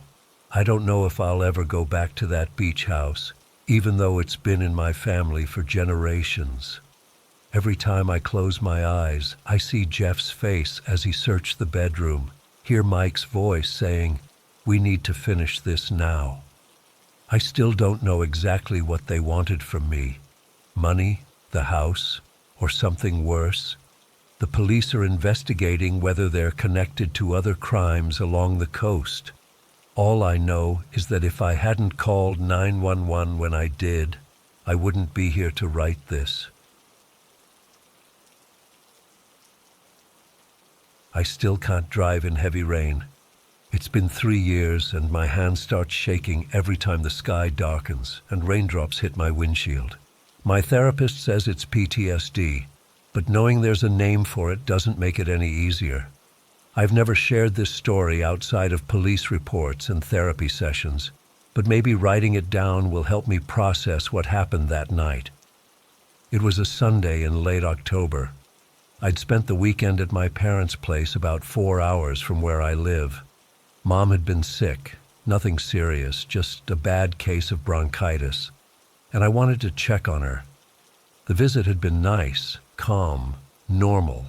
God, I miss normal. I left their house around 4 p.m., planning to get home before it got too late. The weather forecast mentioned possible storms, but nothing severe. About 2 hours into my drive, the sky turned this weird greenish-gray color. I remember thinking it looked almost bruised. The wind picked up suddenly, rocking my little Honda Civic, and then the rain started. Not regular rain. This was like someone dumping buckets of water on my windshield. My wipers couldn't keep up. I slowed down to maybe 20 mph, but I still couldn't see more than a few feet ahead. Other cars were pulling off to the side, hazard lights blinking. Lightning flashed so close I could feel the thunder vibrate through my steering wheel. I was on a stretch of rural highway, the kind where cell service gets spotty and the only landmarks are occasional billboards for local businesses. My gas light had just come on, and the combination of low fuel and zero visibility was making me seriously anxious. When I spotted the faded sign for Hank's Gas and Mini Mart through the downpour, it felt like finding an oasis. I pulled off the highway, creeping slowly down what turned out to be a gravel driveway. The place looked ancient, one of those independent stations you don't see much anymore. The lights were on, but they were flickering with each lightning strike. I parked under the metal overhang by the pumps, hoping for some protection from the rain. The wind was so strong it was blowing the rain sideways, soaking my jeans and hoodie in the few seconds it took me to run from my car to the entrance. The bell above the door jingled as I pushed it open. The sound was so normal, so everyday, that it made me feel a little better. "Well, hello there. You picked a heck of a night to be traveling." The voice belonged to an older man standing behind the counter. He looked to be in his 60s, with thinning gray hair and the kind of deep wrinkles you get from spending decades outdoors. He was wearing faded overalls and a flannel shirt, like a walking stereotype of a rural gas station owner. "Hi," I said, pushing my wet hair out of my face. "Yeah, it got bad really fast. Is it okay if I wait here until it calms down a bit?" Of course. Name's Hank. This is my place." He gestured around proudly. "Been running it for 40-some years now." I introduced myself as Sarah and thanked him for the shelter. The inside of the store matched the outside, dated and a bit run down. The fluorescent lights buzzed and flickered, and there were only a few scattered shelves of merchandise. A layer of dust covered cans of soup and beans. The coolers along the back wall were half empty, stocked with sodas and beer. "Don't get many visitors these days," Hank said, watching me look around. "Highway department put in that new bypass about 5 years back. Took most of my business with it." He didn't sound bitter, just matter of fact.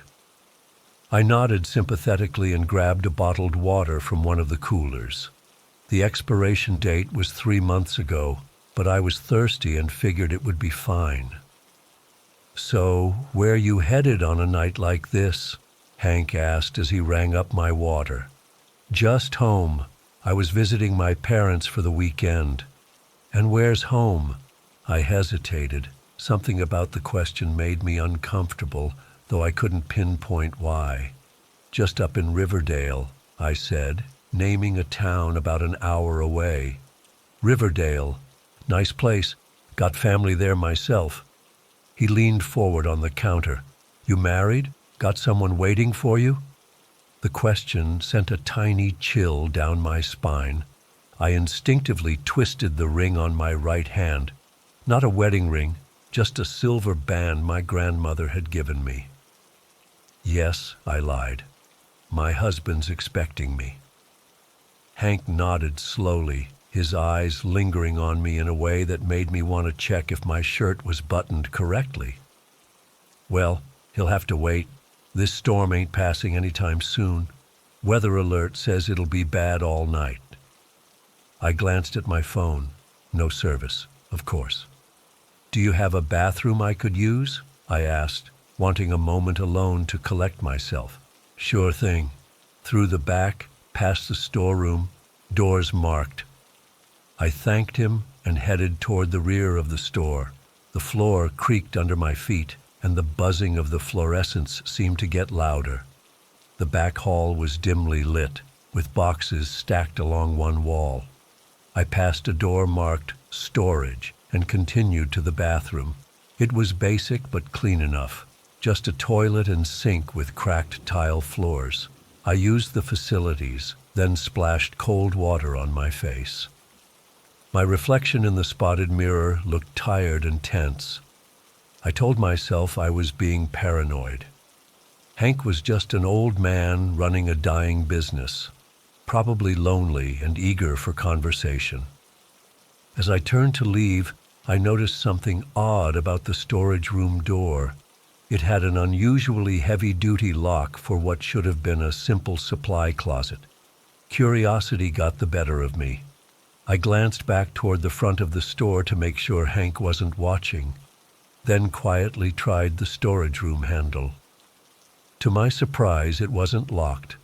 I don't know why I opened it.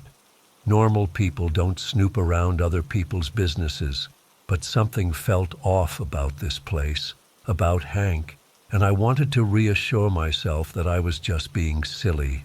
The room was dark, I used my phone's flashlight to look around, expecting to see cleaning supplies or extra inventory. Instead, my light revealed something that stopped my breath.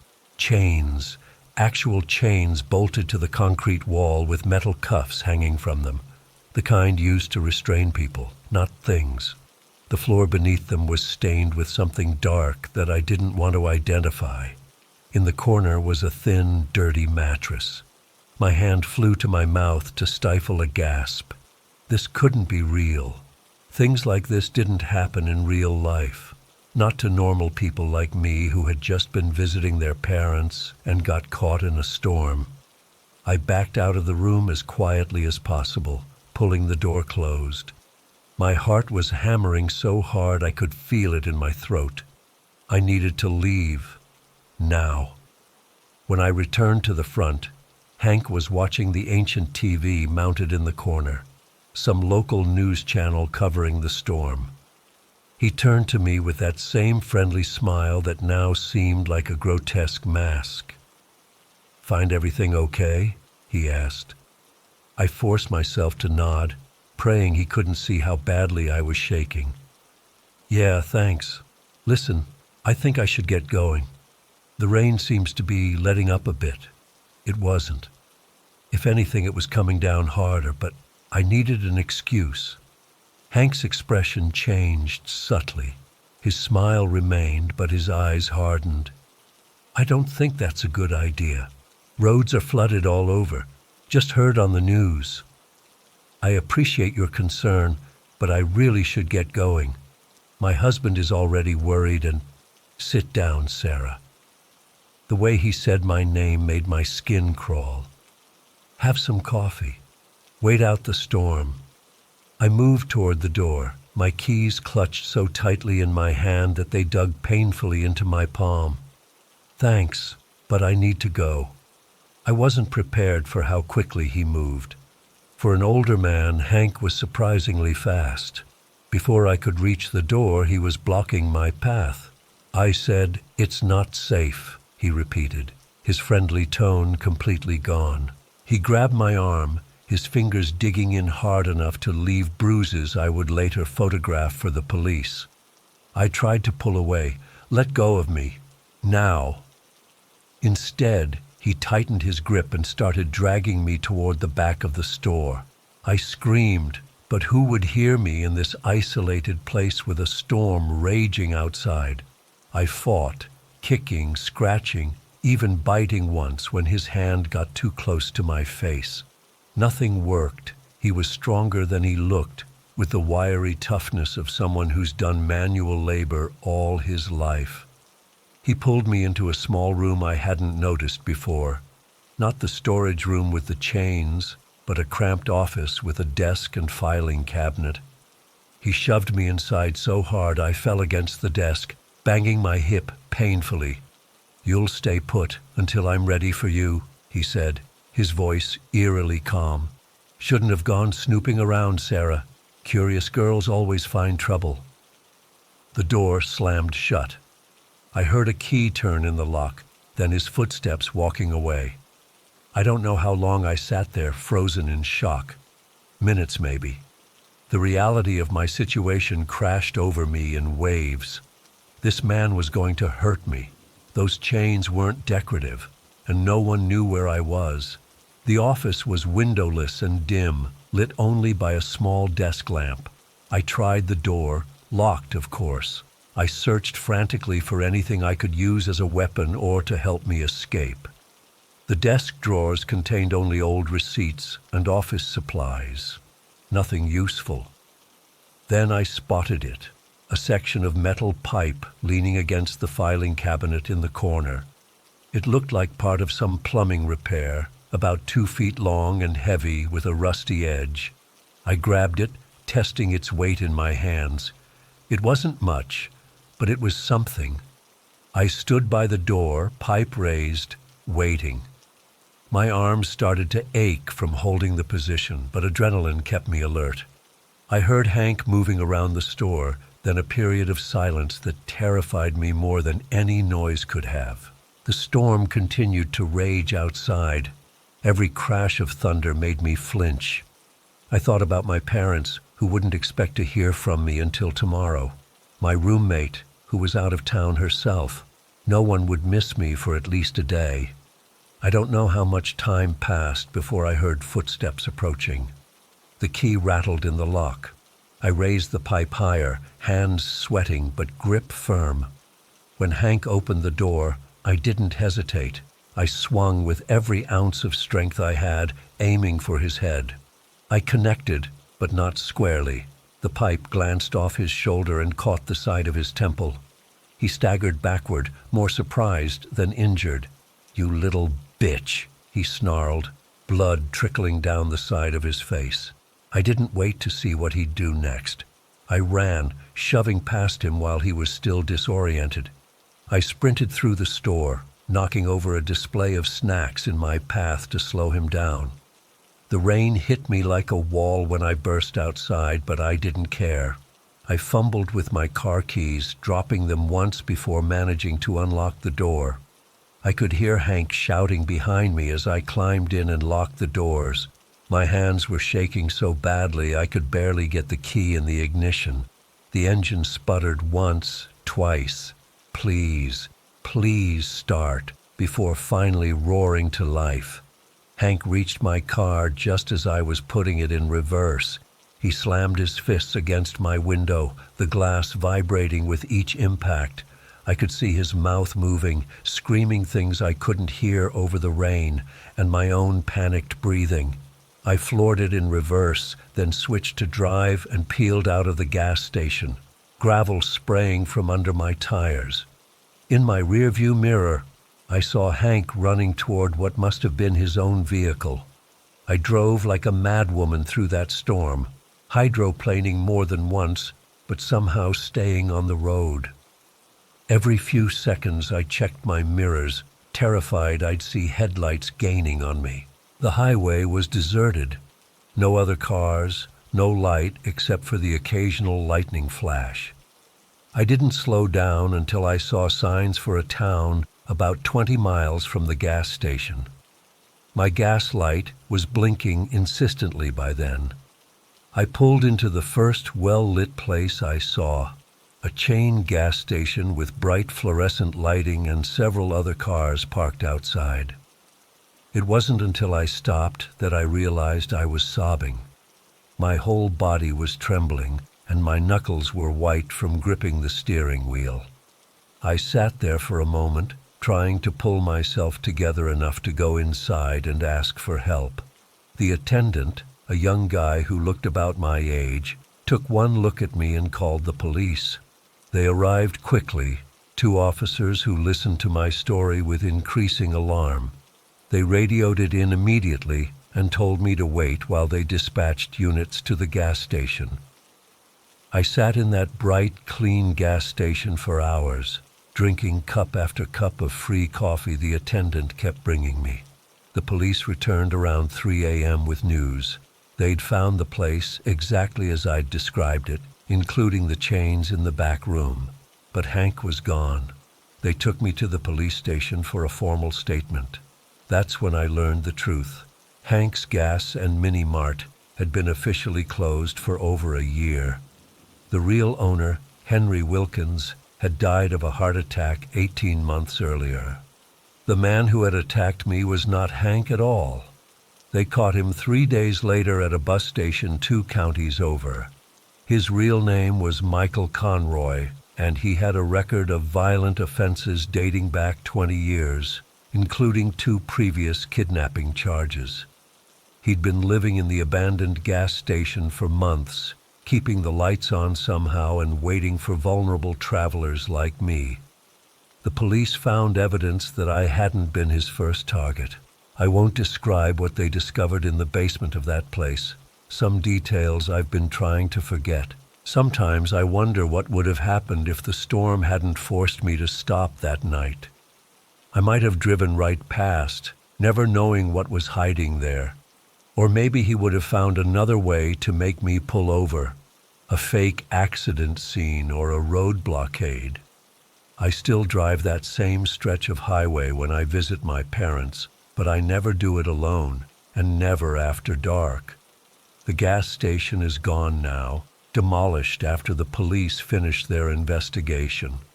There's nothing there but an empty lot being slowly reclaimed by nature. Every time I pass that spot, I feel a chill that has nothing to do with the temperature. And when it rains, I pull over and wait for it to stop, no matter how long it takes. I've been working night shifts at Emerald Peak Lodge for about 3 years now. It's a small place tucked away in the Cascades, about 30 miles from the nearest town. The isolation never bothered me before. I actually liked the quiet nights where I could catch up on paperwork, read, or just watch the snow fall while sipping coffee. But after what happened last winter, I've been keeping one eye on the front door at all times. It was mid-January, and we were having one of the worst snowstorms I'd seen since I started working here.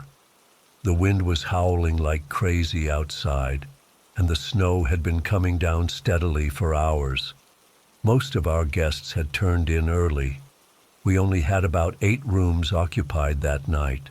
The manager had gone home around 9, leaving me alone for the overnight shift. Around 11:30 p.m., I was behind the front desk organizing some files when I heard a knock at the front door. It wasn't uncommon for late arrivals, but I wasn't expecting anyone, especially not in this weather. When I opened the door, I found this guy, maybe in his mid-30s, standing there shivering. His face was red from the cold, and he had snow caked all over his clothes. He wasn't wearing a proper winter coat, just a light jacket that was completely soaked through. "Thank God," he said when he saw me. I didn't think anyone would answer.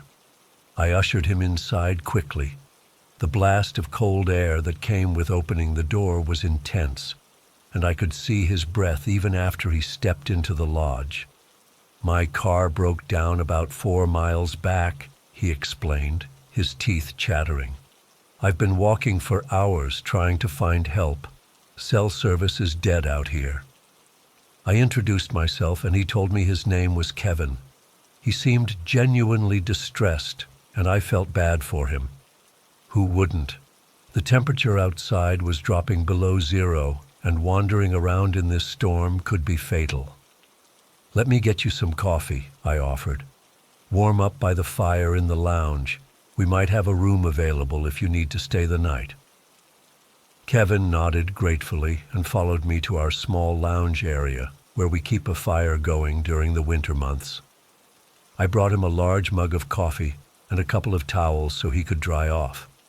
While he sat there, I went back to check our availability. We had a couple of rooms free, and I figured the manager wouldn't mind if I helped someone in need.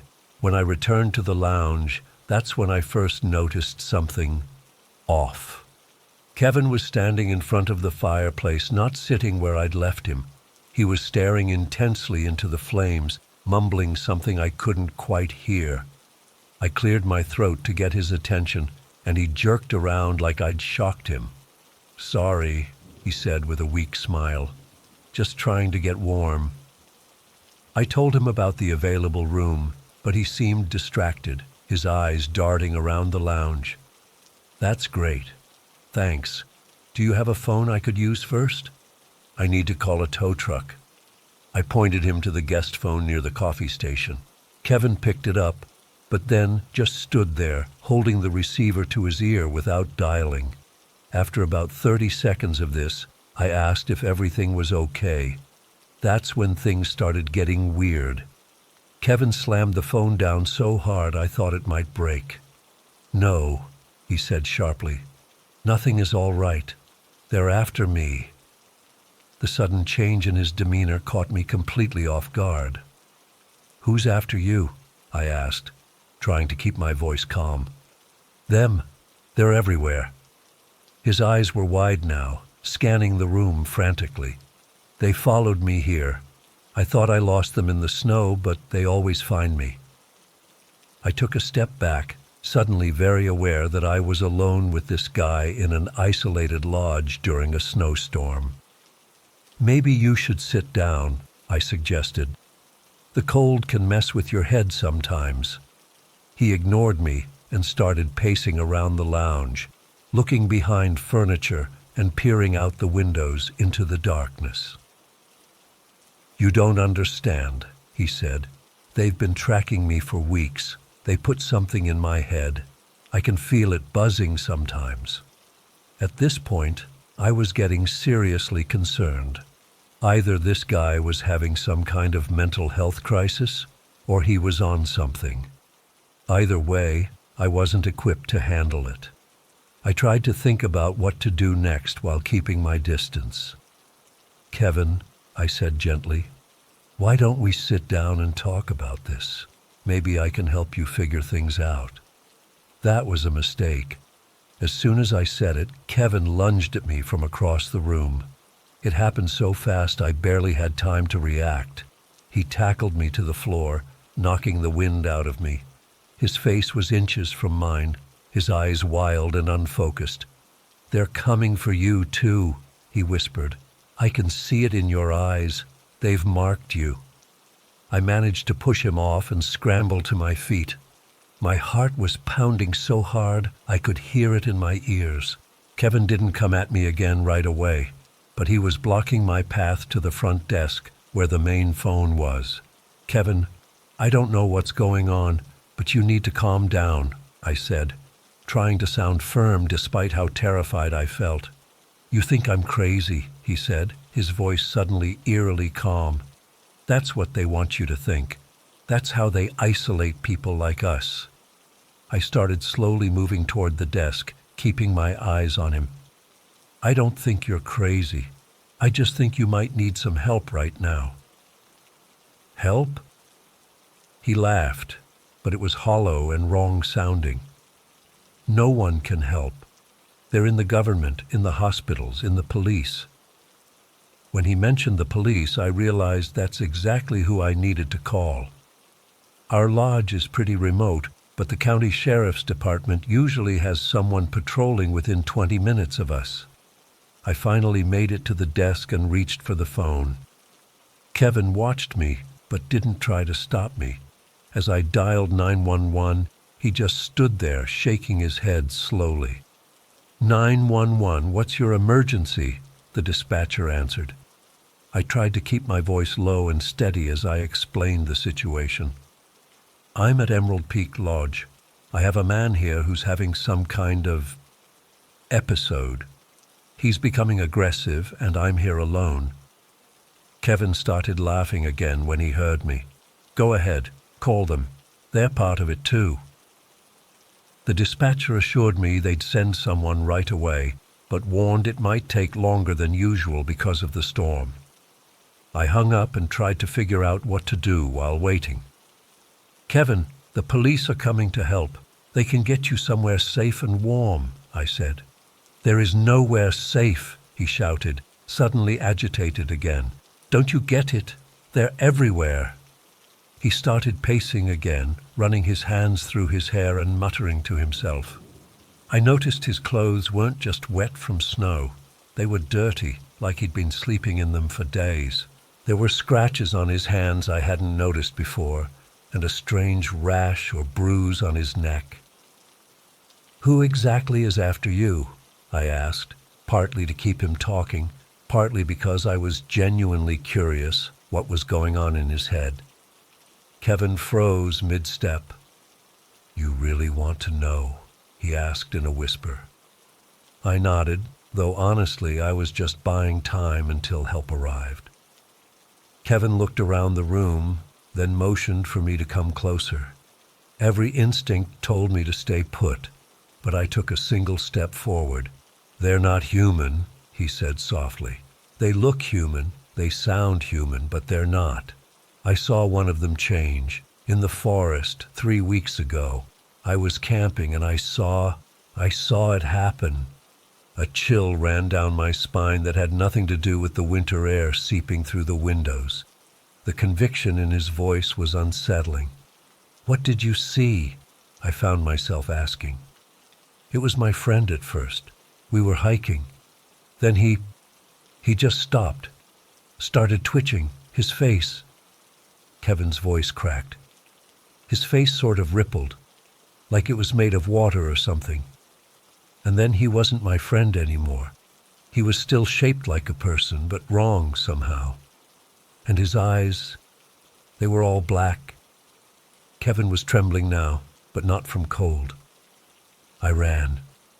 I've been running ever since. They found my apartment, my job. I had to leave everything behind. But they keep finding me. I didn't know what to say. This man was clearly suffering from delusions, but the fear in his eyes was real. "When was the last time you slept, Kevin?" I asked gently. He shrugged. 3 days? 4? I can't sleep. That's when they get in your head. That explained a lot. Sleep deprivation can cause hallucinations, paranoia, all the things Kevin was experiencing. "Your car didn't really break down, did it?" I asked. Kevin looked away. "I don't have a car anymore. I've been hitchhiking, walking, stealing rides on buses when I can. I saw your lodge lights from the highway. I just needed to get warm." I felt a mix of pity and apprehension. This guy needed help, but I was also genuinely afraid of what he might do. In his current state, he was unpredictable. We stood in uncomfortable silence for a few minutes. Kevin had backed himself into a corner of the lounge, watching me warily. I stayed behind the desk, keeping a solid barrier between us. Finally, after what felt like an eternity, I saw headlights through the front windows. The police had arrived. Relief washed over me. Kevin saw them too. "You've killed us both," he whispered. "They're not real police." 2 officers came in, stomping snow from their boots. One was older, maybe in his 50s, with a thick mustache. The other was younger, probably not much older than me. They assessed the situation quickly, their hands hovering near their holsters when they spotted Kevin. "Sir, we need you to calm down," the older officer said to Kevin. "No one's going to hurt you." Kevin pressed himself further into the corner. "Your eyes," he said, staring at the younger officer. "I can see it in your eyes." The officers exchanged glances. The older one gestured for me to step outside with him while the younger one stayed with Kevin. "Has he hurt you?" the officer asked once we were in the entryway. I shook my head. "He tackled me once, but I don't think he was trying to hurt me. He's just not well, talking about people following him, not being human, putting things in his head." The officer nodded grimly. "Sounds like paranoid delusions, maybe drug-induced psychosis. We've had a few similar cases in the county lately." He sighed. "We'll take him to the hospital in Carson. They have a psychiatric unit there." When we went back inside, Kevin had calmed down somewhat. He was sitting now, head in his hands. "Sir, we're going to take you somewhere you can get some help," the younger officer was saying. Kevin looked up at me with such sadness in his eyes. "I thought you might believe me," he said quietly. As they led him out to the police car, Kevin went willingly. He didn't fight or scream like I half expected him to. He just looked defeated. Before they put him in the car, he turned back to look at the lodge. Our eyes met through the window, and he mouthed something I couldn't make out. Then they drove away, leaving me alone in the quiet lodge. I spent the rest of my shift jumpy and on edge.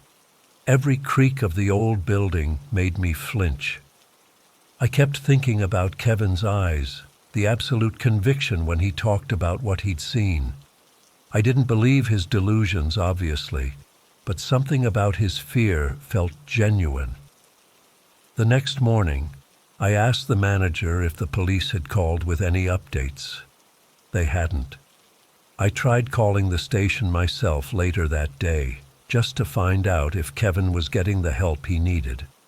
The officer I spoke to seemed confused at first, then checked their records. "We didn't have any calls to Emerald Peak Lodge last night," he told me. I explained about the 2 officers who had come, the older one with the mustache and the younger one. There was a long pause on the line. "Sir, we only have one patrol car assigned to that area, and it was dealing with an accident on the highway all night." A cold feeling settled in my stomach. I thanked him and hung up. I told myself there must be a reasonable explanation. Maybe they were from a different jurisdiction. Maybe the record-keeping got messed up because of the storm. Maybe the officer I spoke to just didn't have the right information. But I keep thinking about Kevin's warning. They're everywhere. I keep thinking about the younger officer's eyes, how Kevin had stared at them with recognition and fear. And sometimes when I'm alone on my shift and the wind is howling outside, I swear I can hear knocking at the door again. But I don't answer it anymore. Not since that night.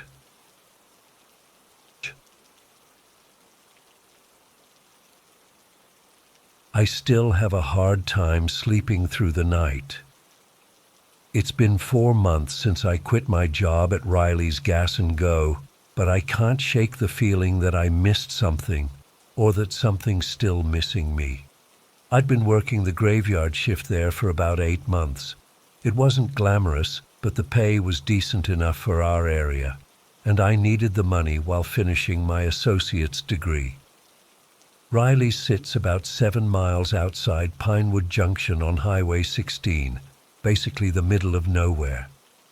During the day, it's just farmers and locals stopping in, but at night it's mostly long-haul truckers and the occasional lost tourist. Working midnight to 6 a.m., you get used to a certain rhythm. The rush of truckers around 1 a.m. getting their coffee refills, then another small wave around 4 a.m. Between those times, it's dead quiet. Most nights I'd just stock shelves, mop the floors, and watch whatever came on the ancient TV mounted in the corner. February 18th started like any other shift. It was unseasonably cold, like 12 degrees, with this biting wind that made the whole building creak. Around 1:30 a.m., the trucker rush had ended, and I was organizing the cigarette display behind the counter when I heard a car pull up to the pumps. Through the windows I could see it was a black sedan, looked like a newer model Audi or BMW, something expensive. The windows were tinted so dark they looked almost opaque, which immediately struck me as strange. I'm pretty sure they're illegal in our state, but I figured it was just some rich guy passing through who didn't care about local laws. The weird part was that nobody got out. The car just sat there at pump 3, engine running, lights on. I could see exhaust billowing in the cold air, but no movement inside. I went back to organizing, figuring they'd come in when they were ready. 5 minutes passed, then 10. The car still hadn't moved. I glanced at the security monitor, which gave a better view of the pumps.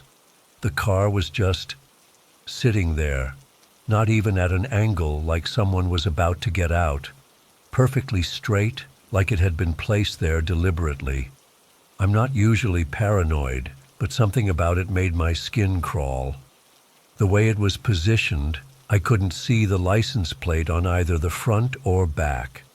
Living in a rural area, you develop a sixth sense for trouble, and something felt off. At around 2 a.m., I decided to do what my boss always told us to do with loiterers: provide customer service. Basically, go out and ask if they need help, which usually makes people either buy something or leave. I zipped up my jacket and headed outside. The cold hit me like a wall, making my eyes water instantly. As I approached the car, I could hear the engine purring. Definitely something expensive. The windows were so dark I couldn't see anything inside, not even a silhouette. I stopped about 5 feet away, not wanting to get too close. "Everything okay out here? Need help with the pump?"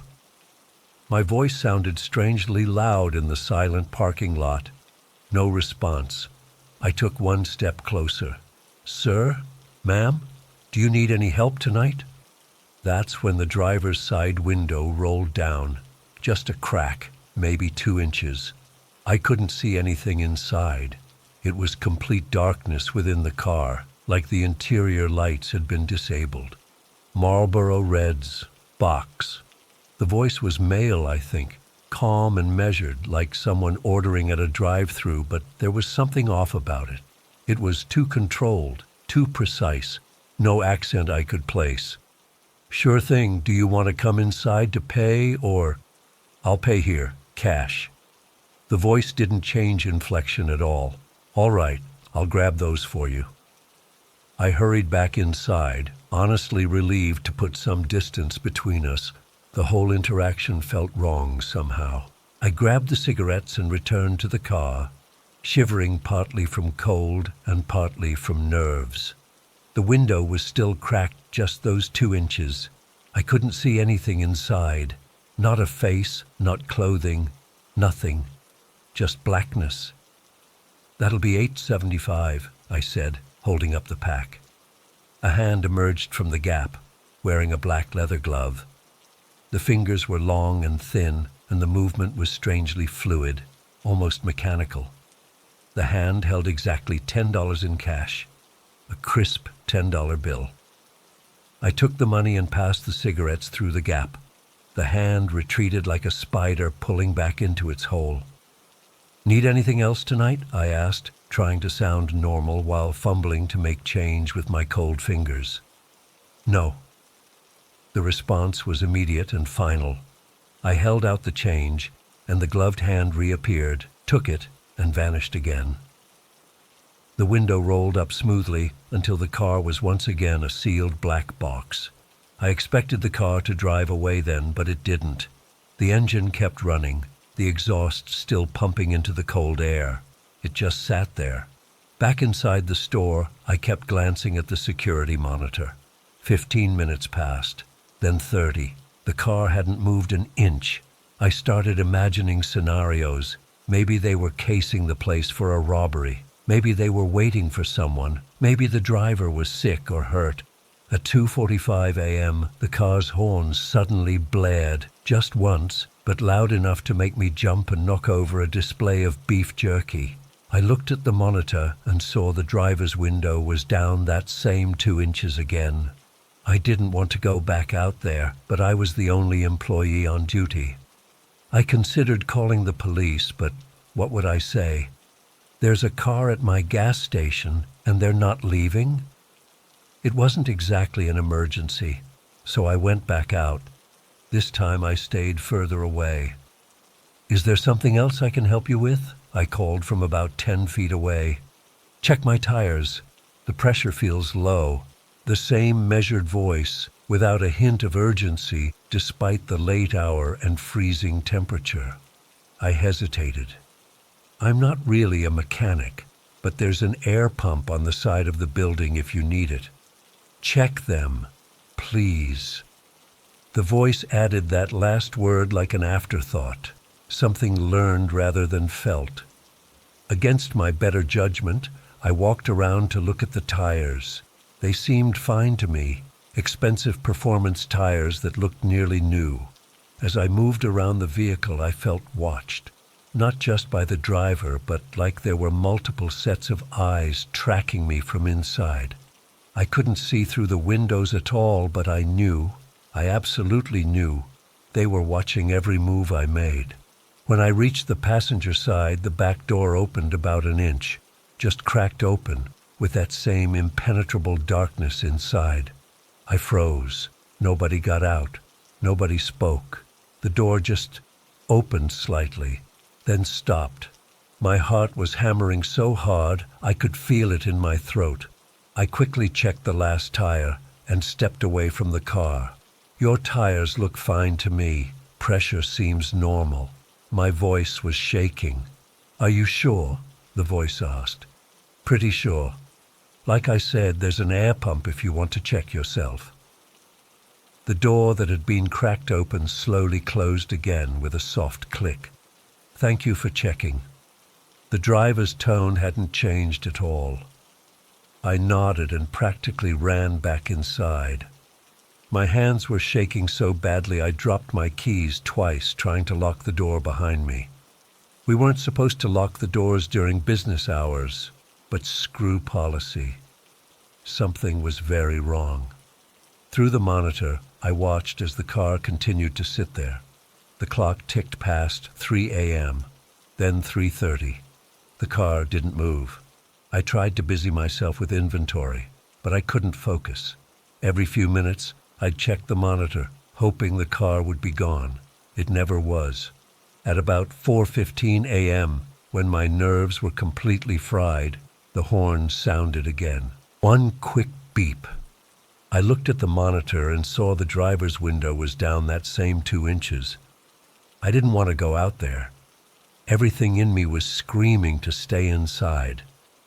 But what if they needed medical help? What if ignoring them made things worse? I grabbed the baseball bat we kept behind the counter and held it down by my side as I approached the car, staying well out of arm's reach. "Sir, I need to ask you to either pump gas or leave the property," I said, trying to sound authoritative despite my fear. "Come closer," the voice said. "I have a message for you. I can hear you fine from here. It's important. Come closer." I tightened my grip on the bat. "Whatever you need to say, you can say it from there." There was a pause, longer than any before. Then, "Tell them it's done." A chill that had nothing to do with the temperature ran down my spine. "Tell who? What's done?" "They'll know. Tell them it's done." "I don't know who you're talking about," I said, taking a step back. "I think you have the wrong person." "No mistake, you're Adam Wilson, 24 years old, student at Pinewood Community College. Parents are Robert and Linda. Sister is Emma, 19, at State University." My blood turned to ice. How did they know all that?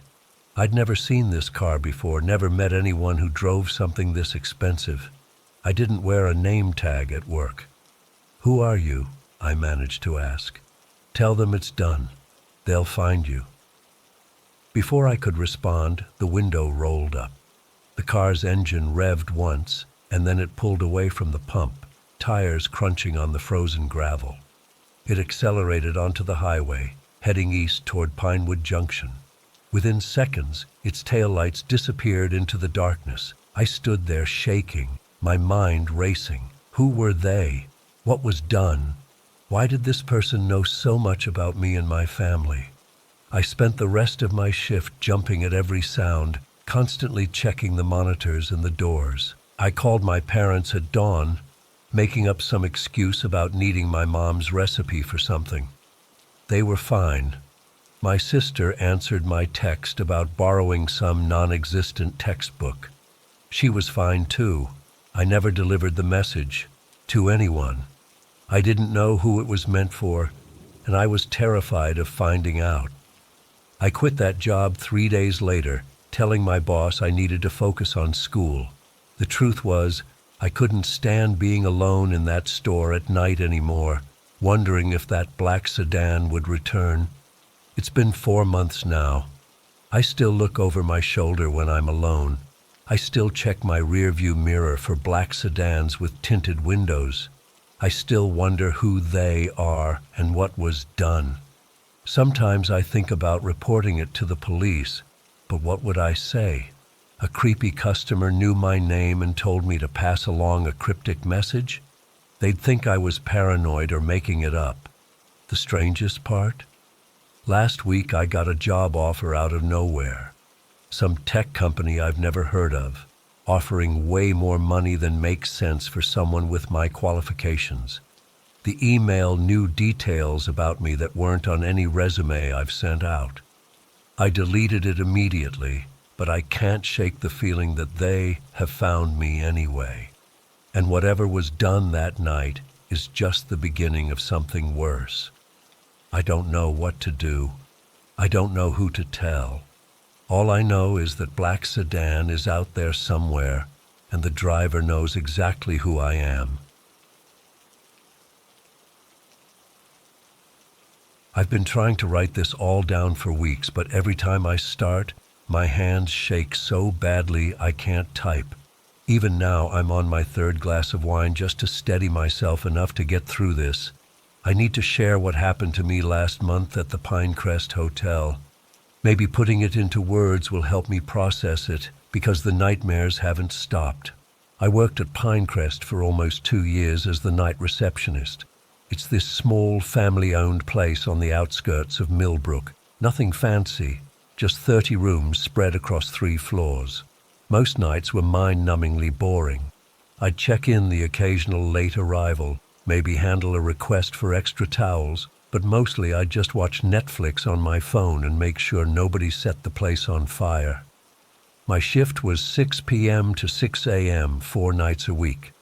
The pay was decent, and I was saving up to go back to school, so I put up with the weird hours. Plus, I liked the quiet. Usually, it was a Tuesday night when he checked in, around 11:30 p.m., which isn't super late for a hotel, but late enough that I was already in my zone-out mode. I remember everything about him now, but at the time, he didn't really register as anything special. Just another guest. He was maybe mid-40s, average height, wearing a dark blue button-up and khaki pants. Business casual, short brown hair, clean-shaven, nothing remarkable. He had a single black duffel bag with him. The only thing that stood out was how quiet he was. Not rude, just minimal.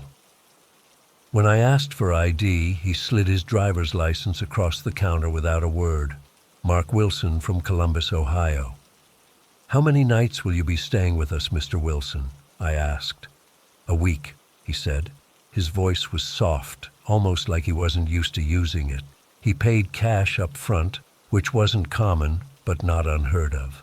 I assigned him to room 213, swiped a key card, and gave him the usual spiel about breakfast hours and Wi-Fi. He just nodded, took the key, and walked to the elevator. The whole interaction couldn't have lasted more than 2 minutes. I honestly didn't think about him again that night, or the next day, or even the day after that. That's the thing about working at a hotel. Guests blur together after a while. It wasn't until Friday night, 3 full days later, that I realized something was off. I was doing a routine check of the electronic key log. We're supposed to do it daily, but honestly, nobody ever does. That's when I noticed something weird about room 213. The guest's key card hadn't been used, not once since check-in. That's 3 days without leaving the room. Now, some guests do hole up in their rooms. Business people working on presentations, people hiding from exes, whatever. But 3 days without even stepping out for food? That was strange. What was even stranger was that the master key had been used to enter room 213 multiple times, every day since he checked in. That made my stomach drop. Only staff has access to the master key, which is kept in a lockbox behind the front desk. There were only 4 of us who had the code. Me, the day receptionist Allie, our manager Tom, and the head of housekeeping, Maria. I called Maria right away, even though it was almost midnight. "Did you clean 213 today?" I asked when she picked up.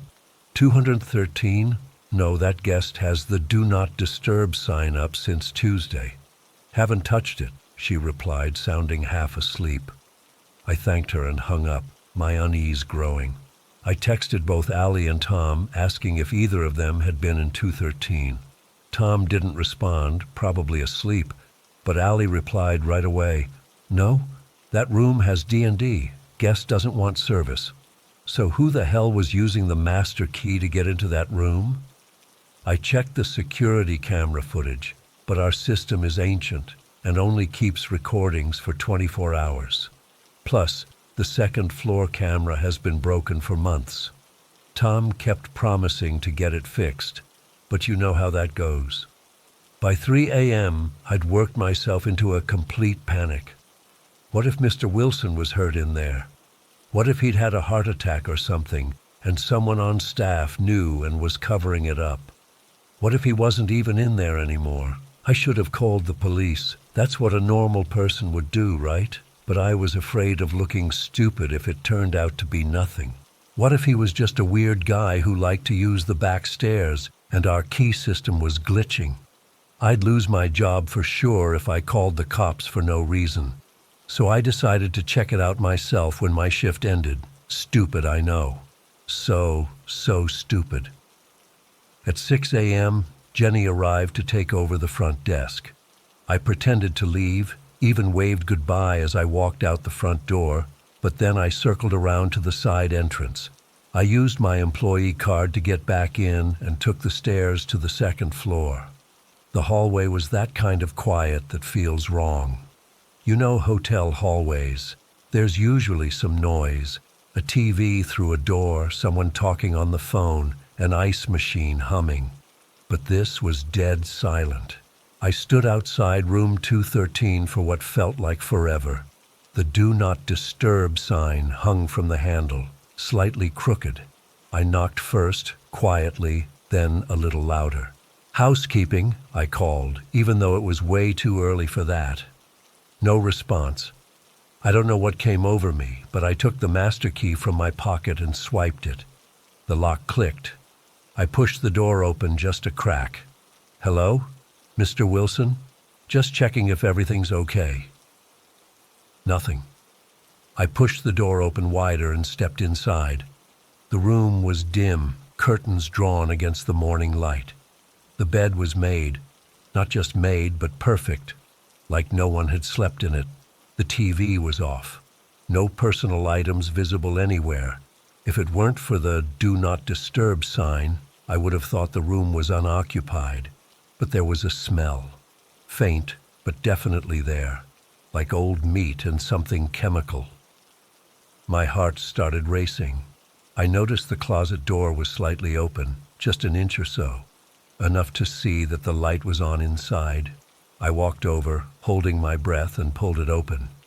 The closet was full of clothes. Men's clothes, women's clothes.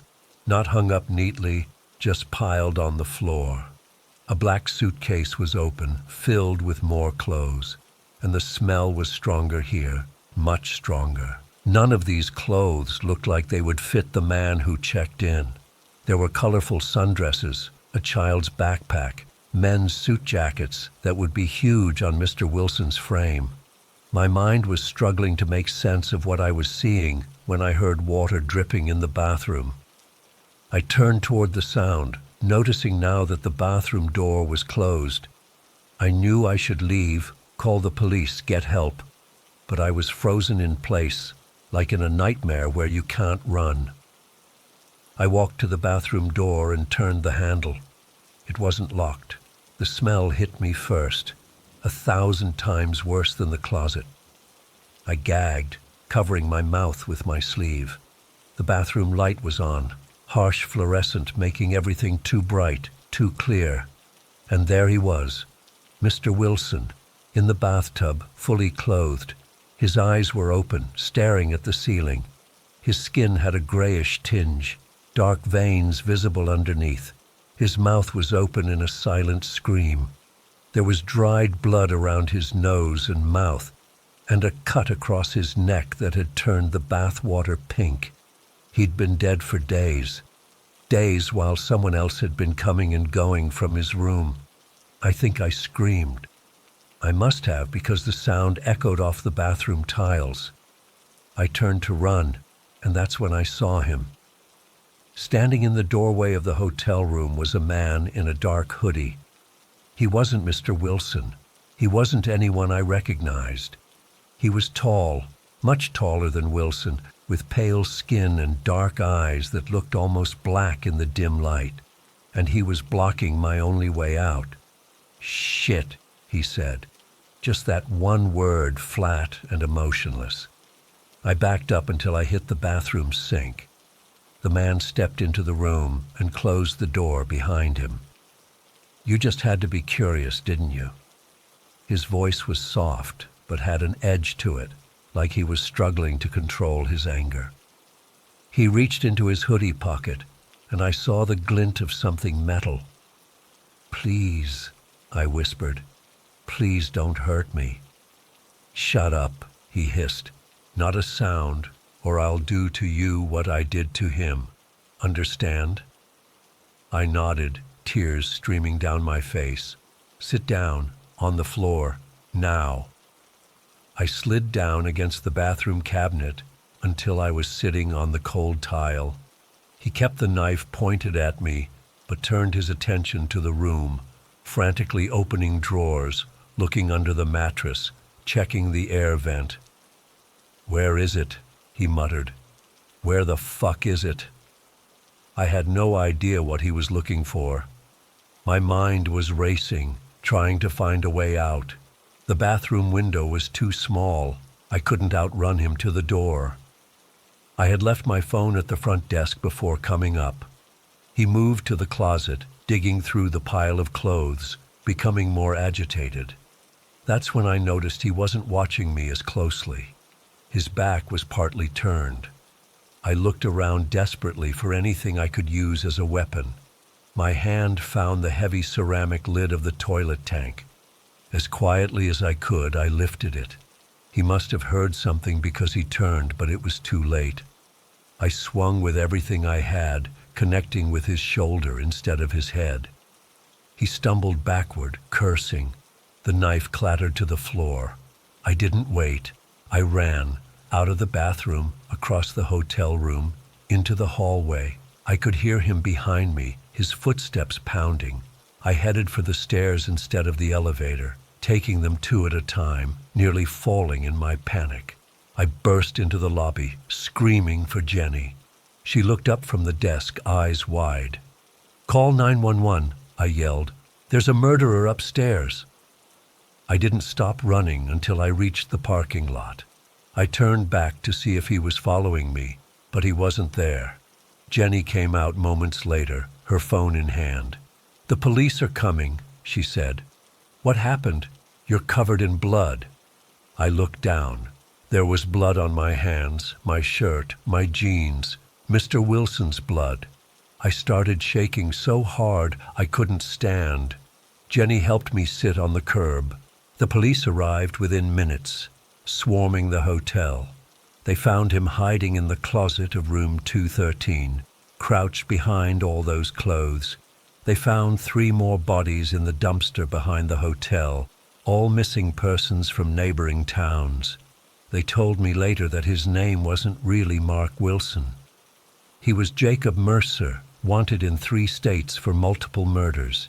He'd killed the real guest who checked in and had been using the room as a place to bring other victims. The clothes in the closet, all the personal items, trophies from the people he'd killed. That was a month ago. I quit my job that same day. I can't sleep with the lights off anymore. Can't take a bath. Can't even walk down a hotel hallway without having a panic attack. The smell of that bathroom, the look in that killer's eyes, the way Mr. Wilson's body looked in the tub. These things are burned into my brain. The police said I'm lucky to be alive. That if I hadn't gone to check on the room when I did, he might have killed more people before anyone noticed. But I don't feel lucky. I feel like I'm still in that room sometimes, still running down that hallway with him behind me.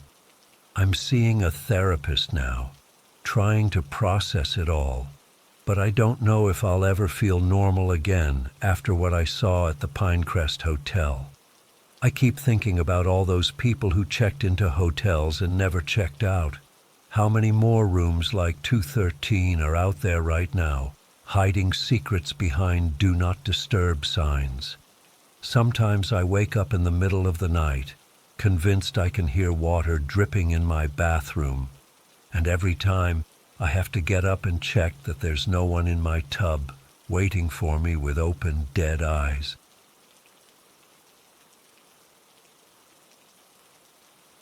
I never thought I'd be writing this down. Even now, my hands are shaking as I type this out. I've been holding on to this for months, and I think I need to tell someone or I'll lose my damn mind. I can't tell the cops, I can't tell my family, so I guess I'm telling you all. I've been driving a taxi in Riverdale for about 10 years now. Mostly night shifts because the traffic's better, and honestly, I've always been a night owl. The pay's decent enough, and I've got my regular spots where I know I can pick up fares. Train station, hospital, the strip of bars downtown. You know the drill. In all those years, I've seen some weird stuff. Drunk college kids puking in my back seat, couples fighting, and worse, making up, right behind me. One time I even had a guy who insisted he was being followed by government drones. But nothing, and I mean nothing, prepared me for what happened that Tuesday night. It was around 2 a.m., and I'd just dropped off a nurse at her apartment after her late shift. I was thinking about calling it a night when I got a ping for a pickup at the Marriott downtown. Nothing unusual there. Business travelers often need rides at odd hours. When I pulled up, this guy was standing under the hotel awning, tall, well-dressed in a dark suit that looked expensive. Clean cut, maybe mid-40s, totally normal looking. The kind of fare taxi drivers like. Businessmen usually don't give you trouble and often tip well. He slid into the back seat, and I remember thinking his cologne smelled expensive. Like really expensive. Not overpowering, just quality, you know? "Where to?" I asked, the way I always do. He gave me an address that was way outside the city limits, someplace out past the old industrial park. It was going to be at least a 30-minute drive, probably more. I remember glancing at my gas gauge. I had 3/4 of a tank, so I figured I was good. "Long ride tonight," I said, trying to be friendly. He just nodded. Didn't say anything else. I pulled away from the hotel and headed toward the freeway. For the first few minutes, everything seemed normal. I had the radio on low, just some late-night talk show, and the guy was quiet in the back. I figured he was tired or maybe checking emails on his phone. Business types are always working. About 15 minutes in, I noticed something was off. In my rearview mirror, I could see him fidgeting. Not like someone who's impatient, but like someone who's nervous. He kept looking out the windows, then at me, then back out the windows. I thought maybe he was worried we were going the wrong way. "Everything okay back there?" I asked. "Fine," he snapped way too quickly. Then softer, "Just fine." We were getting into the outskirts of town now. The streetlights were fewer and farther between. The businesses had given way to warehouses, and now even those were thinning out. That's when things started getting weird. "Take the next right," he said suddenly. I checked my GPS. "That's not the way to the address you gave me." He leaned forward. I could feel him right behind my seat, and his voice changed. It got lower, colder. "Don't ask questions. Just drive." My stomach dropped. In all my years of driving, I'd never felt threatened like that. His voice.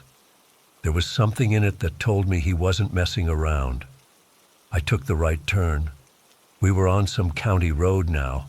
It was barely lit with dense woods on both sides. Then he told me to turn again onto what was basically a dirt path. My taxi wasn't made for this. I could hear branches scraping against the sides of my car. "Look, man, I don't think my car can keep driving." Each word was like ice. I swear to God I could feel his breath on the back of my neck. When I glanced in the rearview mirror, he was staring right at me with this smirk, not a smile, a smirk, like he knew something I didn't. The path seemed to go on forever. The trees were pressing in from all sides, and my headlights were the only light for what felt like miles. I kept thinking someone would notice I was missing, but then I remembered, I'm a taxi driver. We disappear for hours at a time. It's normal. Finally, he told me to stop. Just stop in the middle of nowhere. The engine was still running, and the headlights cut through the darkness ahead of us, illuminating nothing but more trees. "Turn it off," he said. I turned off the engine. The silence was immediate and overwhelming. No city noise, no distant traffic, just the cooling tick of my engine and the sound of our breathing. Get out. Look, man, if this is a robbery, get out. I got out. What else could I do? My legs felt like jelly, and I had this crazy thought that maybe I should run. But run where? I had no idea where we were, and it was pitch black beyond the reach of my headlights. He got out too, and I could see now that he was carrying something. A bag. Not like a briefcase, but like a duffel bag. He reached into his pocket and pulled out what I first thought was a gun, but it was just his phone. He turned on the flashlight app. "Walk," he said, pointing the light toward the trees. I walked. Every step felt like I was walking to my own execution. I kept thinking about my mom, how she'd never know what happened to me. About my dog, Rusty, who would be waiting for me to come home and feed him in the morning. We walked for maybe 5 minutes, though it felt like hours. We came to a small clearing, and he told me to stop. Then he pulled something out of the duffel bag, a shovel. He threw it at my feet. "Dig," he said. My hands were shaking so bad I could barely pick up the shovel. "Please, man, I don't—" "Dig!" he shouted, and the way his voice echoed through the trees made me jump. So I dug. The soil was hard and full of roots. Every shovelful was a struggle. My hands started bleeding from the blisters that formed and then broke. But I kept digging because what choice did I have? After what felt like hours, I had a hole about 3 feet deep. I was covered in sweat despite the cold night air. "That's enough," he said. He had me stop. Then he said the words that made my blood run cold. "Get in." I swear to God, I thought that was it. I was about to die and be buried in a hole I dug myself. I actually started crying. I'm not ashamed to admit it. I begged him not to kill me. Told him I had a family, which was a lie. It's just me and Rusty. He stared at me for a long moment, then laughed. Actually laughed. "Not you," he said. Then he threw the duffel bag into the hole. "Bury it." I was so relieved I wasn't going to die that I didn't even question it. I started shoveling the dirt back into the hole, covering whatever was in that bag. The whole time he watched me with this intense expression. Not angry, not afraid, just focused. When the hole was filled, he had me stamp down the dirt and spread leaves and branches over it until you couldn't tell anything had been disturbed. Then he led me back to my taxi. I was sure he was going to kill me there. Why else would he let me see his face, see what he'd done? But instead he got back into the back seat.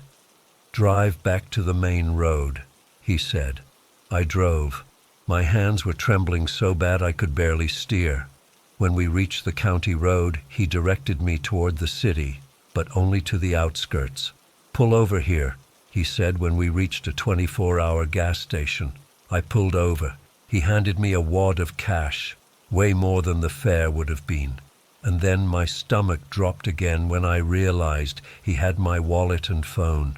He must have taken them from the car while I was digging. He handed them back to me and then leaned in close. "If you tell anyone about this, I'll know, and I'll find you. Remember that." Then he got out of the car and walked away. Just walked away into the darkness. I sat there for maybe 5 minutes, too scared to move.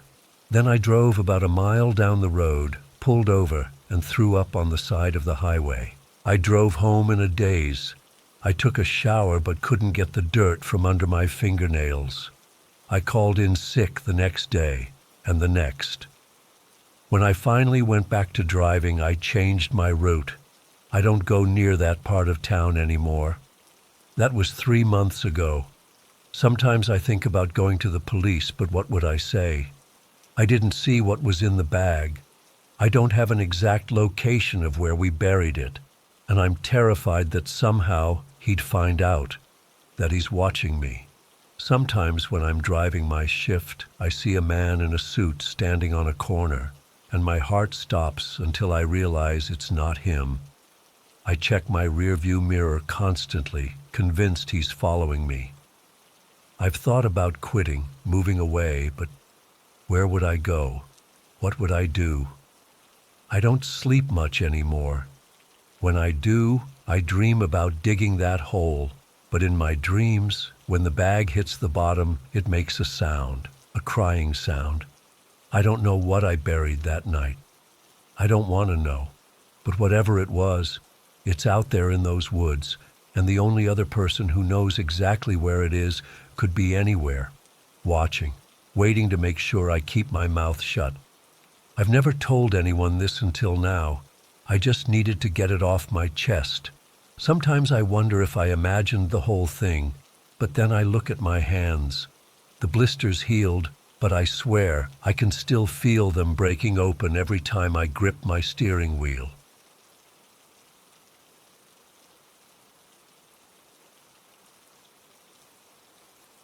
I've always enjoyed working nights at Westfield Manufacturing.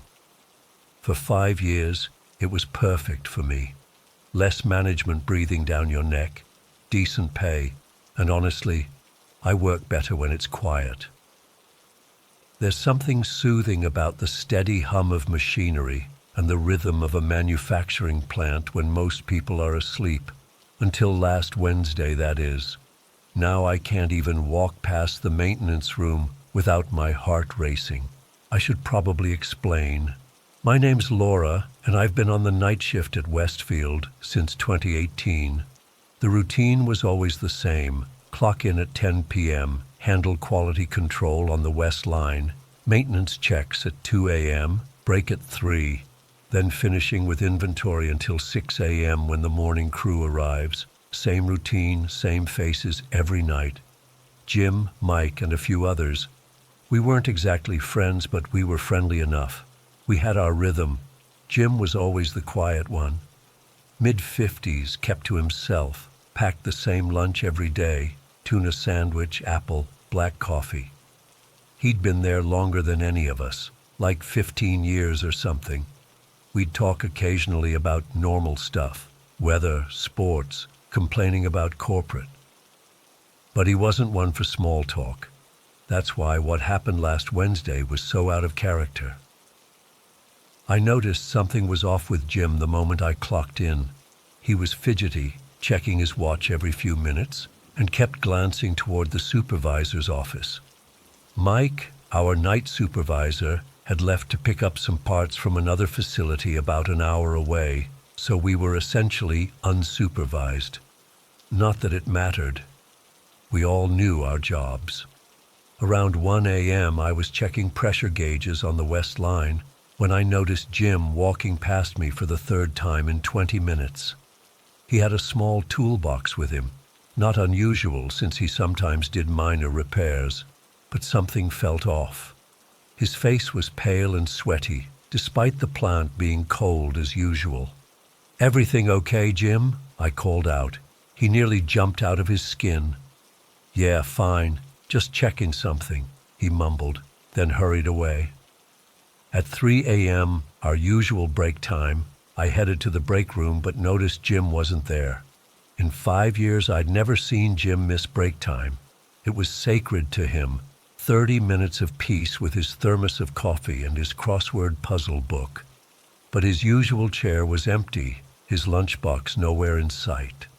I ate my sandwich quickly, feeling uneasy. I told myself it was nothing, probably just Jim dealing with some emergency repair, but something in my gut wasn't buying it. After gulping down my coffee, I decided to look for him, telling myself it was just to offer help. The plant is massive, over 200,000 square feet of machinery, conveyor belts, and storage areas.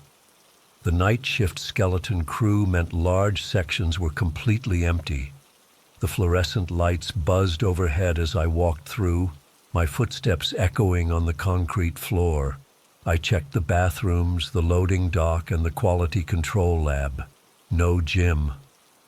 Finally, I headed toward the maintenance area.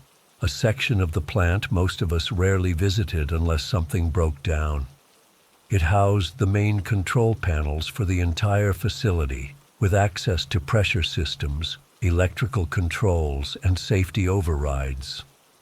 As I rounded the corner to the main maintenance room, I saw a sliver of light coming from underneath the door. Through the small wire-reinforced window in the door, I could see Jim hunched over the main control panel. He had the cover off and was using tools to adjust something inside. My heart dropped into my stomach. Jim wasn't maintenance staff. He had no business being in there, especially not with the panels open. I stood frozen, watching as he meticulously adjusted something on the pressure regulator for the main line. My mind raced. Was he stealing? Sabotaging? None of it made sense. Jim had always been the by-the-book guy, the one who reported even minor safety concerns. I pushed the door open. The sound made Jim whirl around, dropping a screwdriver that clattered loudly on the concrete floor. "Laura, Jesus Christ, you scared me," he said, his voice shaking. His eyes darted to the open panel behind him, then back to me. "What are you doing in here, Jim?" I asked, trying to keep my voice steady.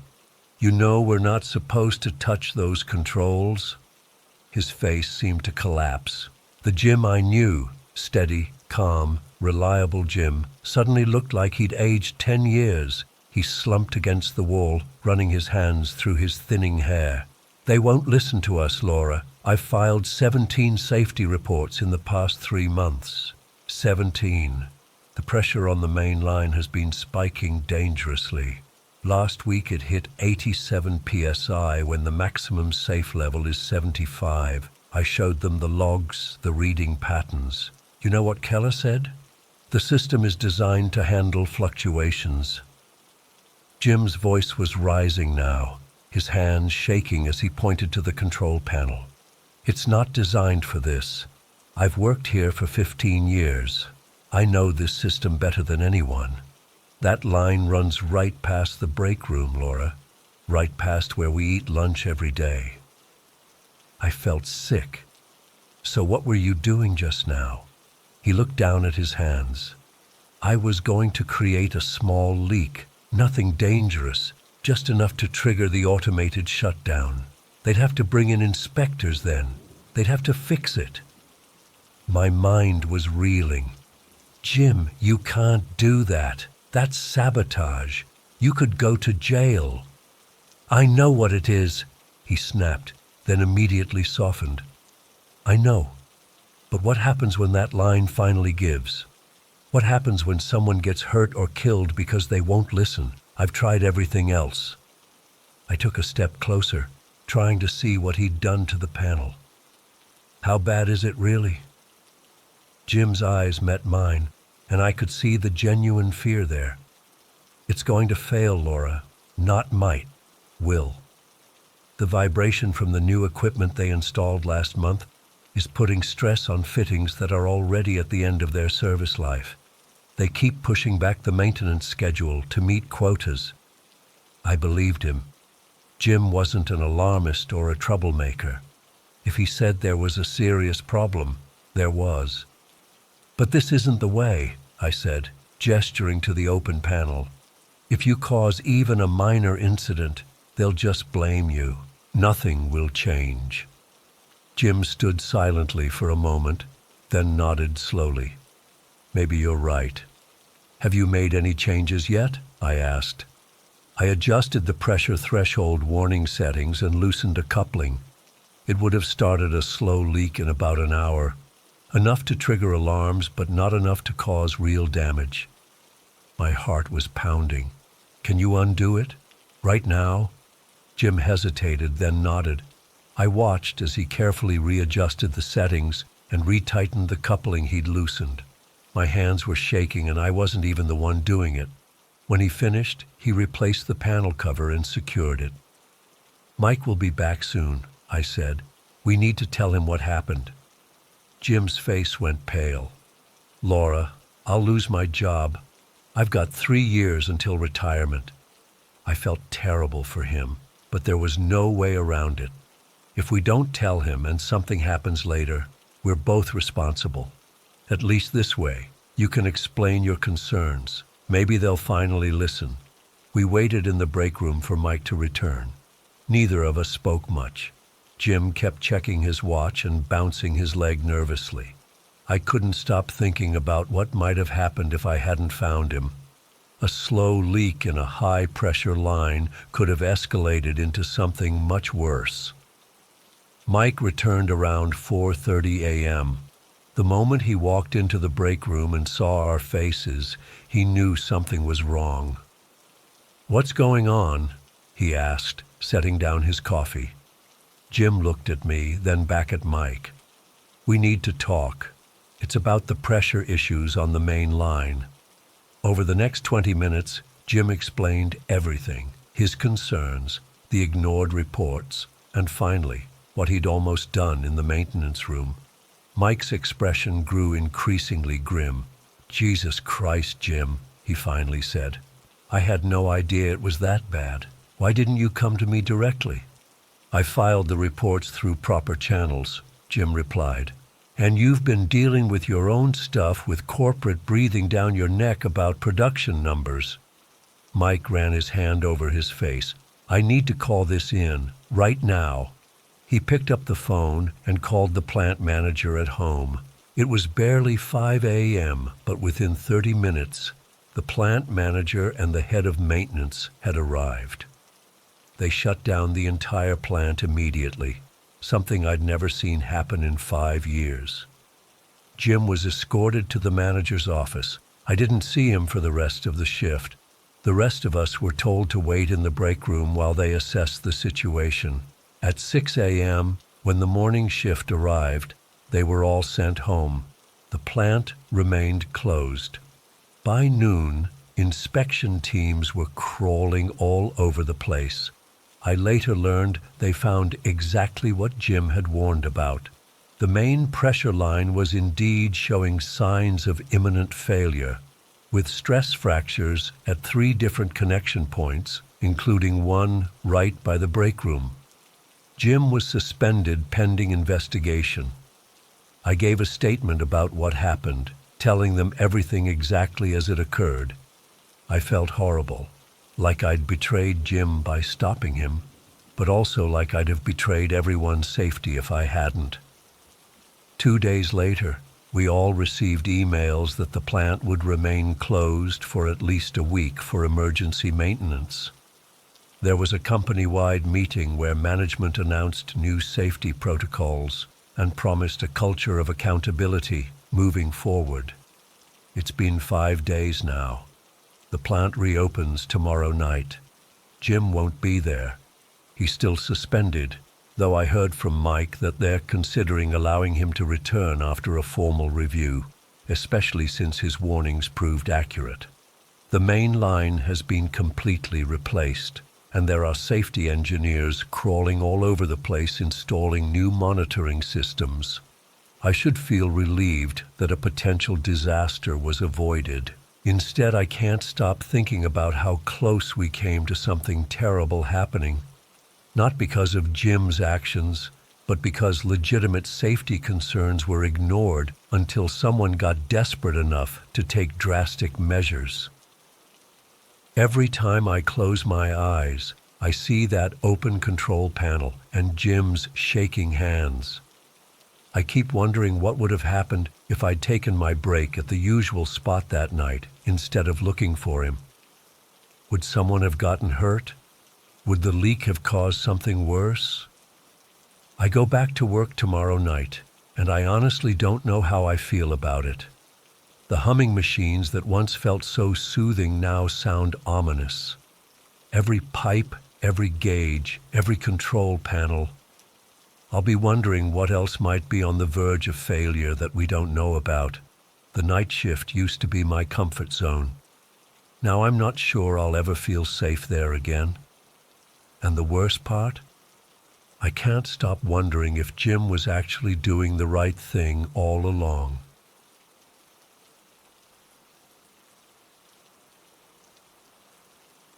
I've been working at Dale's Diner for about 3 years now. It's this little 24-hour joint right off Highway 16 in Oakdale, where I usually work the graveyard shift, 10 p.m. to 6 a.m. Most nights are pretty much the same. I serve coffee to truckers heading cross-country, college kids cramming for exams, and the occasional insomniac who just needs somewhere to be that isn't their empty apartment. The pay isn't great, but the tips are decent, and I like the quiet. Or at least I used to. What happened last Tuesday night changed everything for me. I can't sleep right anymore. I keep checking my locks. I've even asked my brother to stay over a few times. I know this might sound dramatic to some people, but when you're a woman alone in a diner at 2 a.m. and something goes wrong, it's terrifying in a way I can't really explain to anyone who hasn't been there. The night started like any other. I came in at 10, relieved Donna, who works the evening shift, and settled in for what I thought would be another uneventful night. We had our regulars, Old Man Jenkins, who always orders rye toast and black coffee, 2 truck drivers I know by first name who were passing through, and this sweet elderly couple who come in once a week for late-night pie because the husband works second shift at the factory. Around 1:30 a.m., things got quieter. The elderly couple left, and it was just me, Jenkins in his corner booth reading yesterday's newspaper, and the truckers finishing up their meals before hitting the road again. That's when I noticed the black SUV pulling into our lot. It was shiny, expensive looking, definitely not our usual clientele. 5 men walked in. They were all wearing suits, which immediately caught my attention because who wears a suit at 2 a.m. in a roadside diner? They were laughing loudly, talking over each other, and there was something off about them.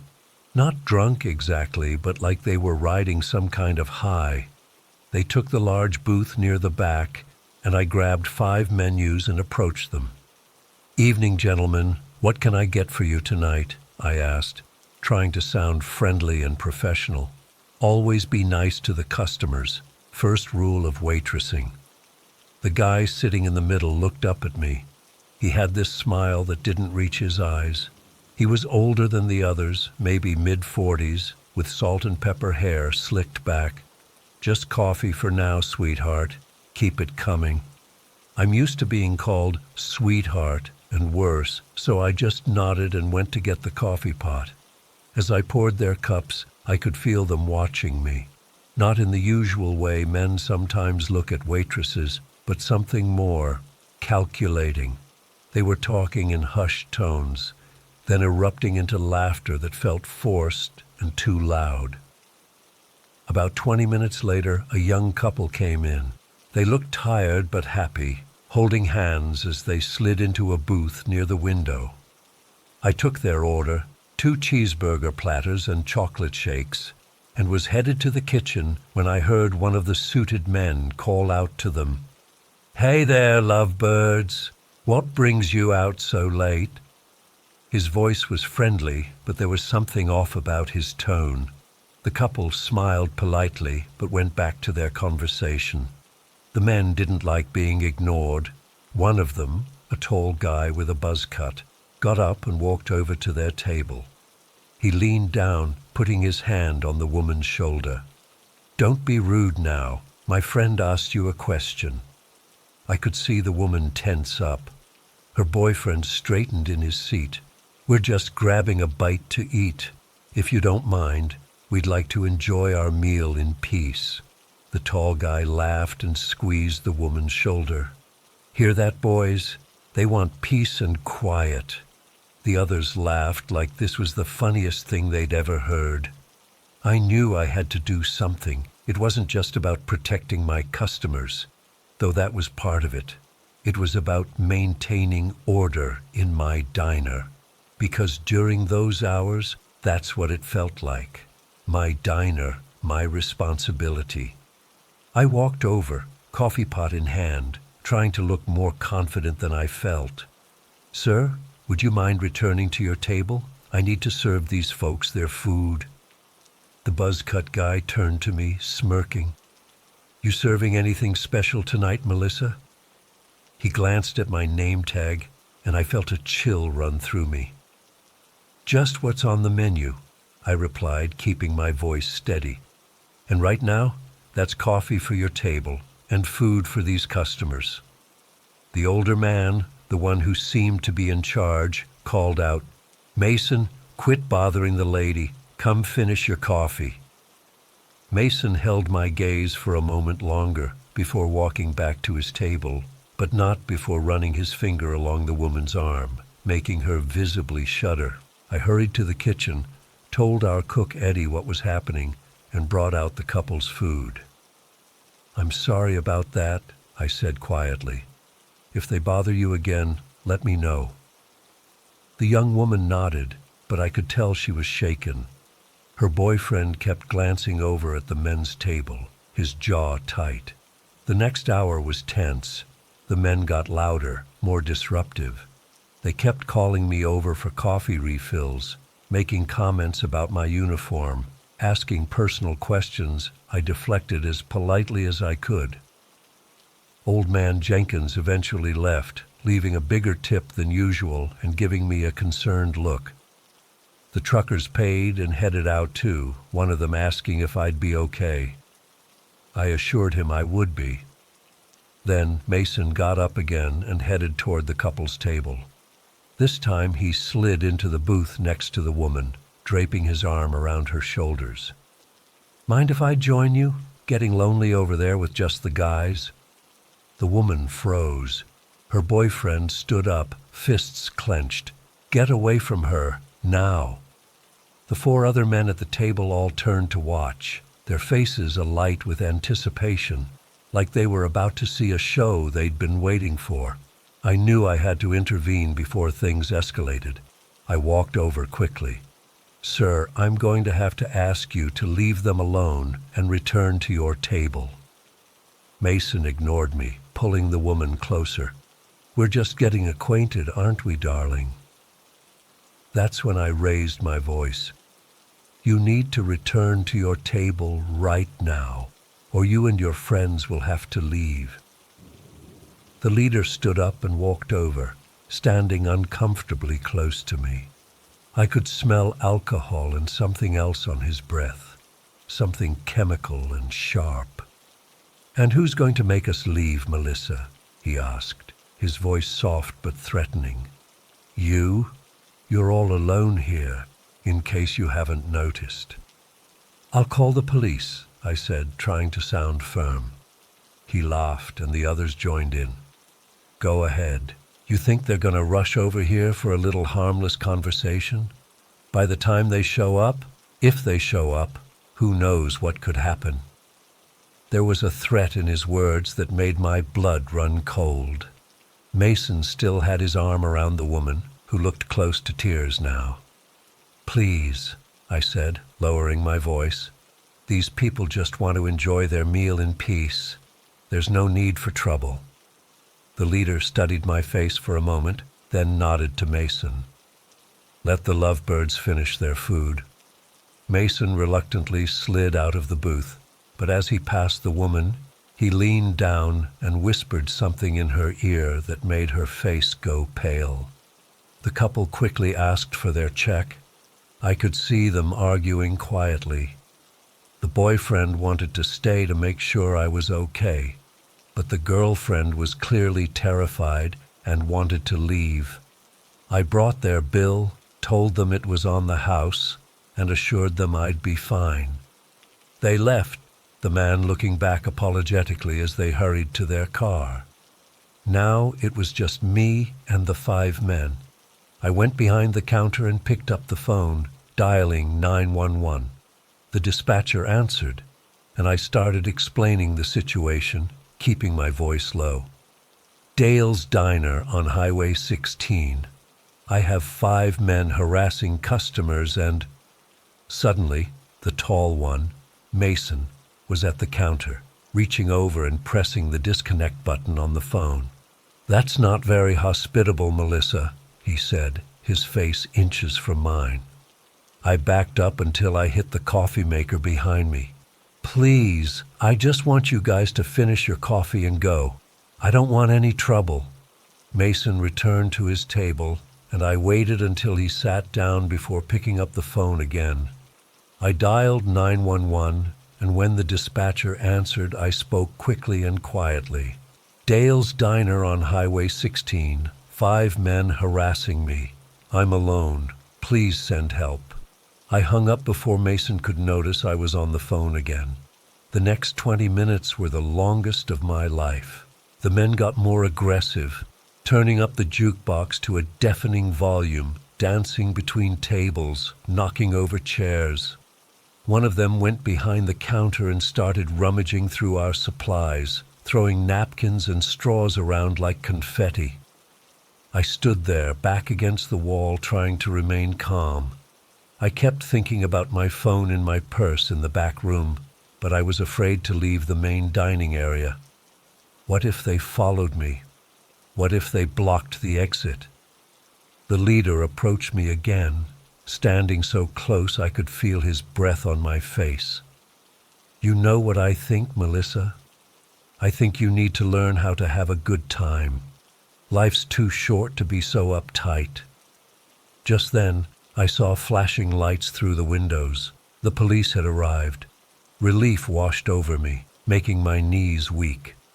2 officers walked in, taking in the scene, the overturned chairs, the mess of napkins and condiments, the blaring music, and me pressed against the wall with this man standing too close. The leader immediately stepped back, his demeanor changing instantly. He turned to the officers with a friendly smile. "Evening, officers.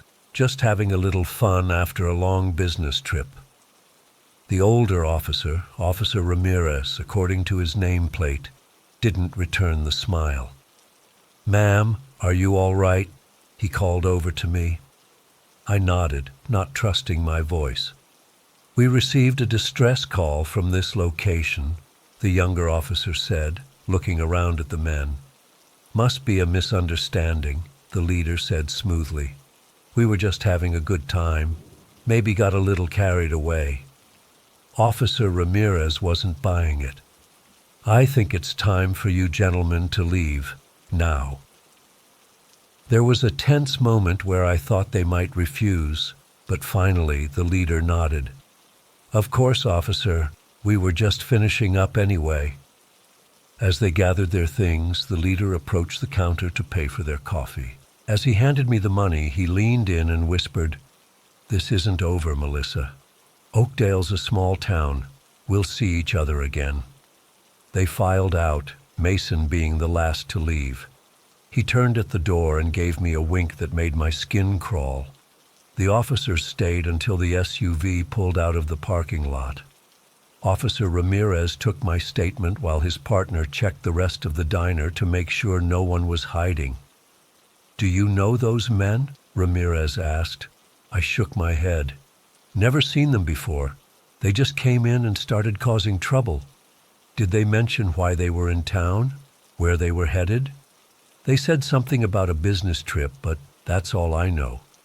The officers offered to stay until my replacement arrived, but I didn't want to keep them from more important calls. After they left, I cleaned up the mess as best I could, trying to keep busy so I wouldn't think about what had happened or what might have happened if the police hadn't shown up when they did. When Robin arrived at 6 a.m. to take over, I told her everything. She was sympathetic but didn't seem to fully grasp how terrifying it had been. How could she? You had to have been there, felt that menace, seen those cold eyes. The drive home was nerve-wracking. I kept checking my rearview mirror, convinced I'd see that black SUV following me. When I got home, I double-checked all my locks and pulled all my blinds closed before collapsing into bed, exhausted but too wired to sleep. It's been 3 days now. I haven't gone back to work. My manager has been understanding, but I know I can't stay away forever. The thing is, I can't stop thinking about what the leader said. This isn't over. We'll see each other again. Oakdale really is a small town. What if I run into them at the grocery store, the gas station? What if they come back to the diner when I'm working alone again? The police said they'd increase patrols near the diner, but they can't be everywhere all the time. And those men, there was something about them that wasn't right. The way they moved, talked, laughed, like they were playing at being human but couldn't quite get it right. I don't know what to do. I need this job, but I'm terrified of going back. Every time I close my eyes, I see Mason's face leaning over that poor woman, whispering in her ear. I see the leader's cold smile as he told me we'd meet again. I've thought about moving, but where would I go? How would I afford it? My whole life is here. So I sit in my apartment with the blinds drawn, jumping at every noise, waiting for something to happen. Because deep down, I know those men aren't done with me.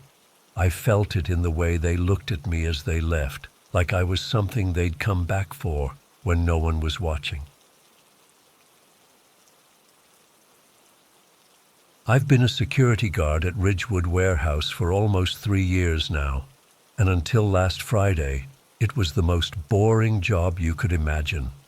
Just me, my flashlight, and endless rows of boxes and crates in this massive building on the industrial side of town. Most nights I'd just walk my routes, check doors, occasionally chase away some teenagers trying to smoke behind the loading docks. Nothing exciting. Friday night started like any other shift. I clocked in at 10 p.m., grabbed my equipment from the security office, flashlight, radio, keys, the usual stuff. My supervisor, Mike, was heading out, and he mentioned that the North Section inventory had been completed earlier that day. "Should be empty now, Jason, but included in your rounds anyway," he said before leaving. I nodded, not thinking much of it. The first few hours were completely normal. I did my usual patrol route, checked all the main areas, and took my break around 1 a.m. to eat the sandwich I'd packed. The warehouse was dead quiet as usual, just the occasional creak of metal shelving or the hum of the industrial heating system. Nothing out of the ordinary. Around 2:30 a.m. I started my second patrol, which included checking the North Section, the newest addition to our warehouse. It's basically this huge annex they built last year to handle overflow inventory. The place is massive, with ceiling-high shelving units creating these long maze-like corridors that always gave me the creeps. When it's full, you can barely see down the aisles, but now it was supposed to be empty. I remember checking my watch as I entered the North Section, unlocking the connecting doors with my key card.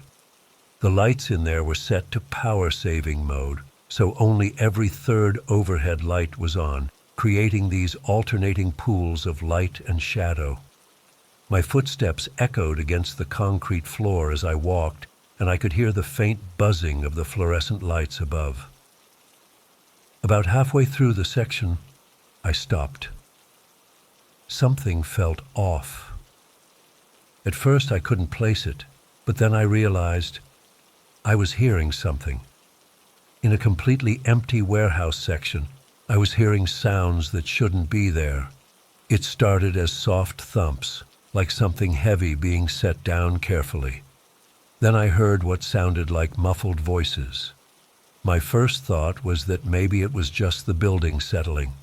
These old industrial buildings make all kinds of weird noises, especially at night when the temperature drops, or maybe some animals had gotten inside.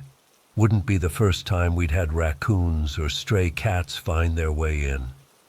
But as I stood perfectly still, straining to listen, I knew these weren't animal sounds. These were human voices, low, purposeful, trying not to be heard. My heart started beating faster. I reached for my radio to call the police, or at least alert our off-site security monitoring center. But when I pressed the talk button, all I got was static.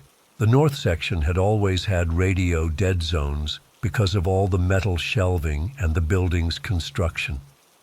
Just my luck to be in one now. I had a choice to make.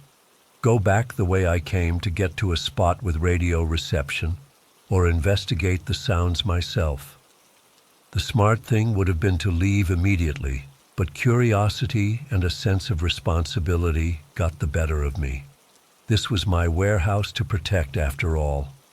So I started moving toward the sounds, staying close to the shelving units for cover. The voices were coming from the far corner of the section, where we usually kept the high-value electronics. As I got closer, I could see a faint glow, like someone had set up portable lights. My mouth went dry as I crept forward. The voices became clearer, men's voices, speaking in hushed but urgent tones. I couldn't make out exact words, but their tone didn't sound like they belonged here. I reached the end of an aisle that opened into a clearing where several major corridors intersected. Crouching behind a stack of empty pallets, I peered around the corner. What I saw made my blood run cold. 5 men were gathered in a small space they'd cleared among some remaining crates. They'd set up what looked like a makeshift command center, folding table with at least 3 laptops open, some kind of communications equipment with antennas, and a bunch of duffel bags on the floor. But what really got my attention were the guns. Every one of them had a handgun, either in a holster or sitting on the table, and I spotted what looked like 2 assault rifles leaning against a crate.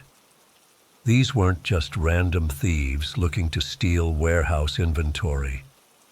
This was something much more organized, much more dangerous. I tried to control my breathing as I took in the scene. One guy seemed to be in charge, older, with gray at his temples, giving directions to the others.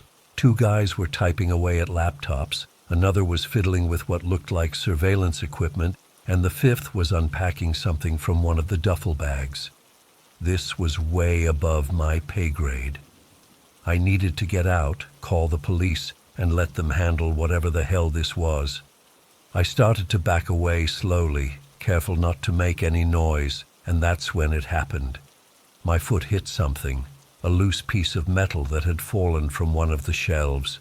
It wasn't big, but when it struck the concrete floor, the clang seemed to echo through the entire warehouse. Everything stopped. The typing, the talking, all of it. Then the older guy barked something, and 2 of the men immediately reached for their guns. "Check it out," I heard him say clearly. "Nobody should be here." I didn't wait to see more. I turned and ran, no longer caring about being quiet. Behind me, I heard shouts and then footsteps. They were coming after me. "Hey, stop right there," one of them yelled, but there was no way in hell I was stopping. I sprinted down the aisle, trying to remember the quickest way out. The north section was like a maze, and in my panic, all the corridors started looking the same. I could hear them behind me, their footsteps getting closer. They knew the layout better than they should have, which scared me even more. "He's going left," I heard one of them shout, and I realized they were coordinating to cut me off. I ducked down a side aisle, knocking over some empty boxes to try to slow them down. My lungs were burning, and my security uniform, which had always seemed so lightweight before, now felt heavy and constricting. The keys on my belt jingled with every step, and my flashlight bounced painfully against my leg as I ran. I came to an intersection and hesitated for a split second, trying to orient myself. That hesitation almost cost me everything. A bullet hit the metal shelving just inches from my head, the sound of the gunshot deafeningly loud in the enclosed space. They were shooting at me, actually shooting. This wasn't supposed to happen on a regular night shift at a warehouse. Pure adrenaline took over. I zigzagged down another corridor, then dove behind a stack of wooden pallets. I could hear them closing in, their footsteps slowing as they began to search more carefully. "Spread out," one of them said. "Find him. No witnesses. Those two words, no witnesses, sent ice through my veins. They weren't just going to scare me off, they were going to kill me. Crouched behind the pallets, trying not to even breathe too loudly, I spotted something about 20 feet away. A side exit door with a glowing emergency exit sign above it. If I could reach it, I'd be outside. But to get there, I'd have to cross an open space with absolutely no cover. I could hear them methodically searching, getting closer to my hiding spot. It was now or never. I gathered myself, took a deep breath, and then sprinted for the door. Immediately there were shouts and more gunshots. Something tugged at my sleeve, a bullet grazing the fabric. I hit the push bar on the exit door with all my weight, nearly falling as it gave way.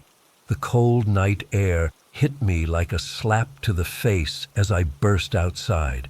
I didn't stop running, heading for the shadows behind a dumpster at the edge of the parking lot. I could hear the door slam open behind me as at least one of them followed me outside. With shaking hands, I pulled out my cell phone and dialed 911. 911, what's your emergency? The operator's calm voice was surreal compared to the chaos I was experiencing. This is Jason Taylor, I whispered urgently. I'm a security guard at Ridgewood Warehouse on Industrial Parkway. There are armed men inside. They shot at me. They're still after me. Sir, are you safe right now? No, I'm hiding outside, but they're looking for me. I peeked around the dumpster and saw one of them scanning the parking lot, gun in hand. Officers are being dispatched now, the operator said. Stay on the line with me, sir. Those next few minutes were the longest of my life. I stayed hidden, barely breathing, watching as the man eventually went back inside, presumably to tell the others they'd lost me. I gave the 911 operator as many details as I could about how many men, what they looked like, and what I'd seen inside. Within minutes, though it felt like hours, I saw the flashing lights of police cars approaching, their sirens cutting through the night. They came in fast, but killed the sirens before pulling into the warehouse lot. At least 6 patrol cars surrounded the building, and officers with guns drawn took up positions. I identified myself to the first officer who approached my hiding spot, showing my security ID badge with trembling hands. They quickly moved me to safety behind their vehicles while a tactical team prepared to enter the building. What happened next was like something from a movie, except it was happening right in front of me. The police stormed the warehouse, and after about 20 tense minutes, they emerged with the 5 men in handcuffs. I watched from the back of a police cruiser, a shock blanket around my shoulders that did nothing to stop my shivering. A detective came to take my statement. He told me the men were part of a smuggling ring that authorities had been tracking for months. They'd been using the warehouse as a temporary base for some kind of operation, taking advantage of the empty north section. You're lucky to be alive, the detective said, and I didn't need him to tell me that. I could still hear the sound of bullets hitting metal shelving inches from my head. It's been 3 days since it happened. I've given more statements, identified photos, and answered the same questions over and over. I haven't been back to work yet. The company gave me some time off, but I'm not sure I'll ever go back. Every time I close my eyes, I see that makeshift command center, those guns, and I hear that cold phrase, no witnesses. The warehouse was supposed to be my safe, boring workplace. Now I can't imagine walking those aisles again without looking over my shoulder, without hearing phantom footsteps behind me. I don't know what those men were planning exactly. The police haven't told me everything, but I know that my regular Friday night shift turned into the most terrifying experience of my life, and nothing feels safe anymore. Not my job, not the dark, not even the quiet.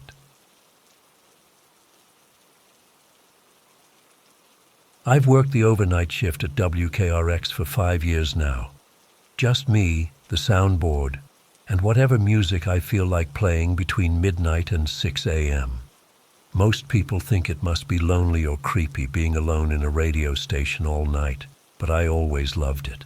The solitude, the freedom to play whatever I want without program directors breathing down my neck, the quiet conversations with other night owls who call in. It was my perfect job. Was. Past tense. Because after what happened last Tuesday, I don't know if I'll ever feel comfortable in that booth again. It started like any other night. I got to the station around 11:30, made some coffee, chatted with Dave, who works the evening slot before me. We talked about baseball for a few minutes before he headed out, leaving me alone in the building. Our station isn't huge, just a converted house on the edge of town with a broadcast booth, a tiny break room, and some offices upstairs that nobody uses after 5 p.m. The first hour went by normal. I played my usual mix of classic rock deep cuts and some newer indie stuff. Around 1 a.m. I got a call, which isn't unusual. There are always a few insomniacs and night shift workers who listen. WKRX, you're on with Rick, I said, using my radio voice out of habit. There was this pause, just a beat too long, and then a man's voice, low, kind of rough, like someone who smokes too much. Hello, Rick. Just that. Nothing else. Hey there, what can I play for you tonight? I asked, keeping it friendly like I always do. Another pause. Surprise me. Then he hung up. Strange, but not the weirdest call I've ever gotten at 1 a.m. I figured he was probably drunk or something. I played In the Air Tonight by Phil Collins because it seemed like a good night for it.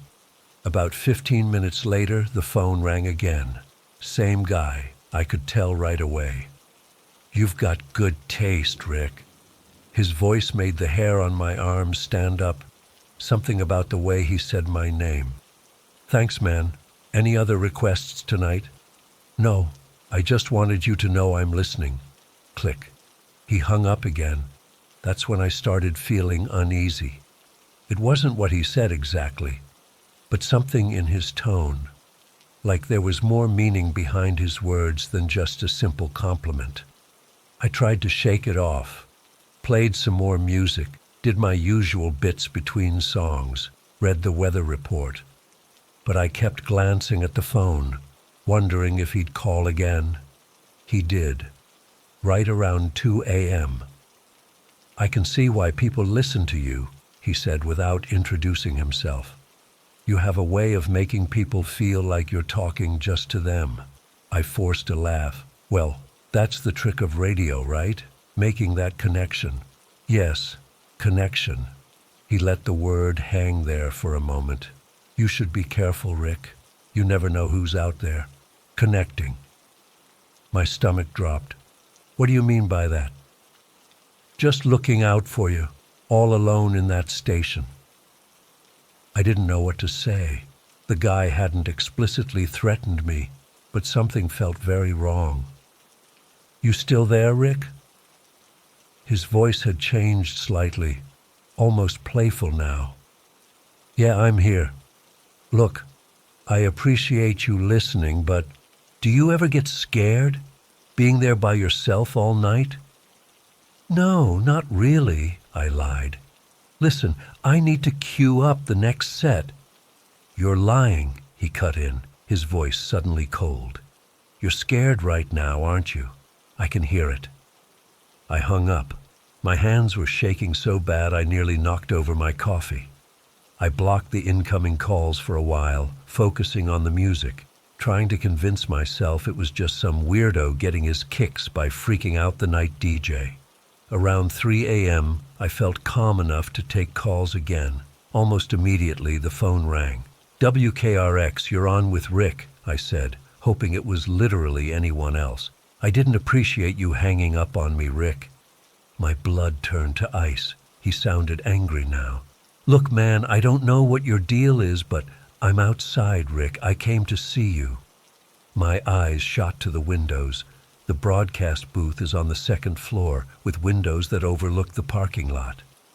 The blinds were open because I like watching the stars on clear nights. "You're full of shit," I said, trying to sound tough while my heart hammered against my ribs. "Come look. I'm right under the street lamp. I want you to see me, Rick, the way I see you." "I'm calling the cops," I told him. "Go ahead. We can still have our conversation before they get here." I hung up and immediately dialed 911 on my cell. Tried to keep my voice steady as I explained the situation to the dispatcher. She said they'd send someone right away, but our station is pretty far from downtown. It would take them at least 10 minutes to get here. While still on with the dispatcher, I slowly approached the window.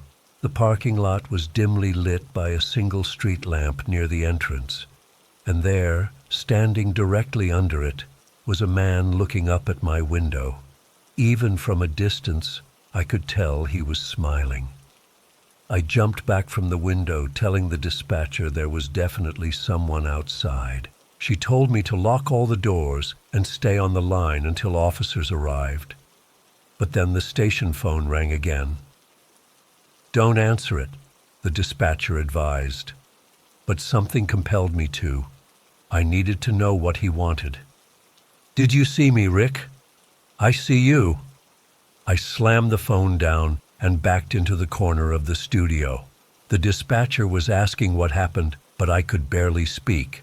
I just kept my eyes on the window, terrified he was somehow going to climb up or break in. Those next minutes were the longest of my life.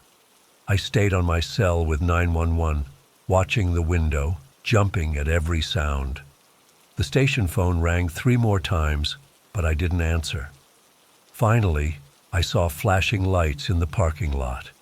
2 police cars pulled in fast, and officers got out with flashlights. When I looked for the man under the street lamp, he was gone. I ran downstairs to let the cops in. They searched the building and the surrounding area, but found nothing. No sign of the guy. They asked me for a description, but I couldn't tell them much. Just a man in dark clothes. He'd been too far away to see details. One officer stayed in the parking lot for the rest of my shift. I tried to act normal on air, but my voice was shaking. I didn't take any more calls that night. When my replacement showed up at 6 a.m., I told him everything. He looked pretty freaked out too. I called my boss as soon as I got home and told him I needed a few days off. He understood completely and said he'd make sure someone was always with the night DJ until this got sorted out. I barely slept that day.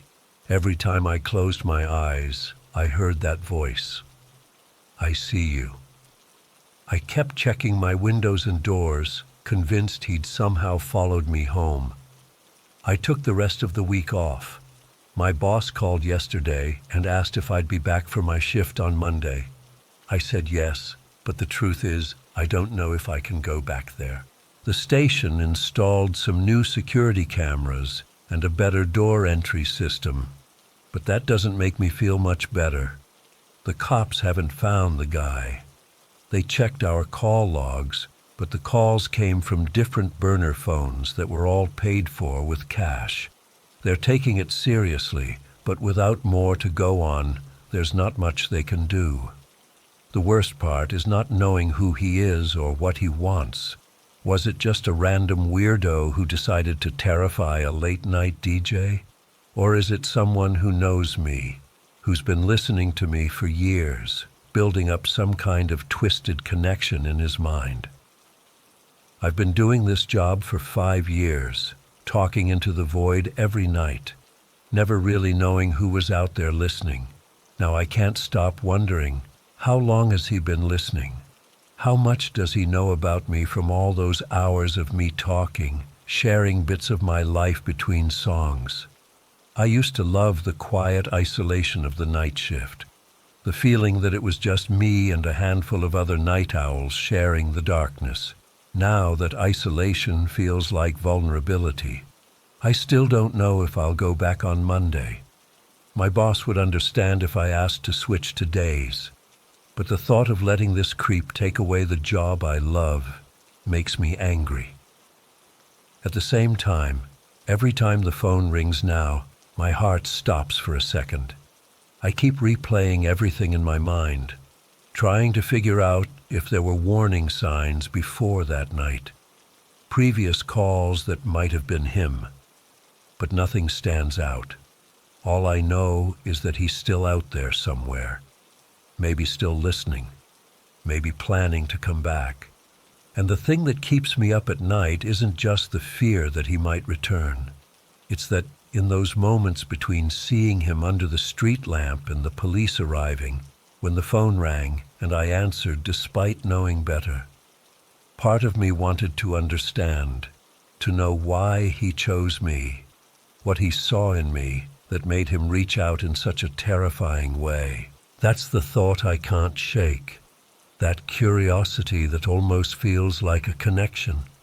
Is that what he wanted all along?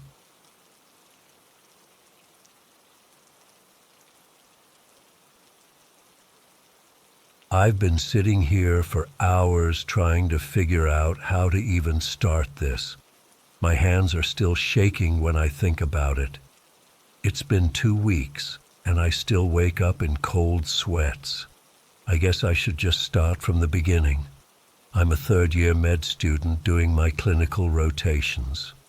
I was assigned to Memorial Hospital for my ER rotation, the night shift, of course, because that's what they give to the new guys.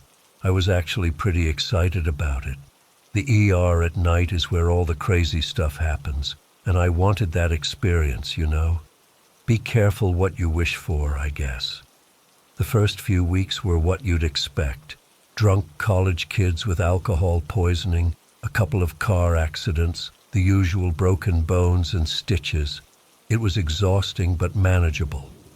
Then last month, everything changed. It started on a Monday night. We had a patient come in around 8 p.m., a man in his 50s with gray hair and this permanently tired look on his face. Nothing special about him, really. He had fallen and gashed his arm on something in his garage, needed about 12 stitches.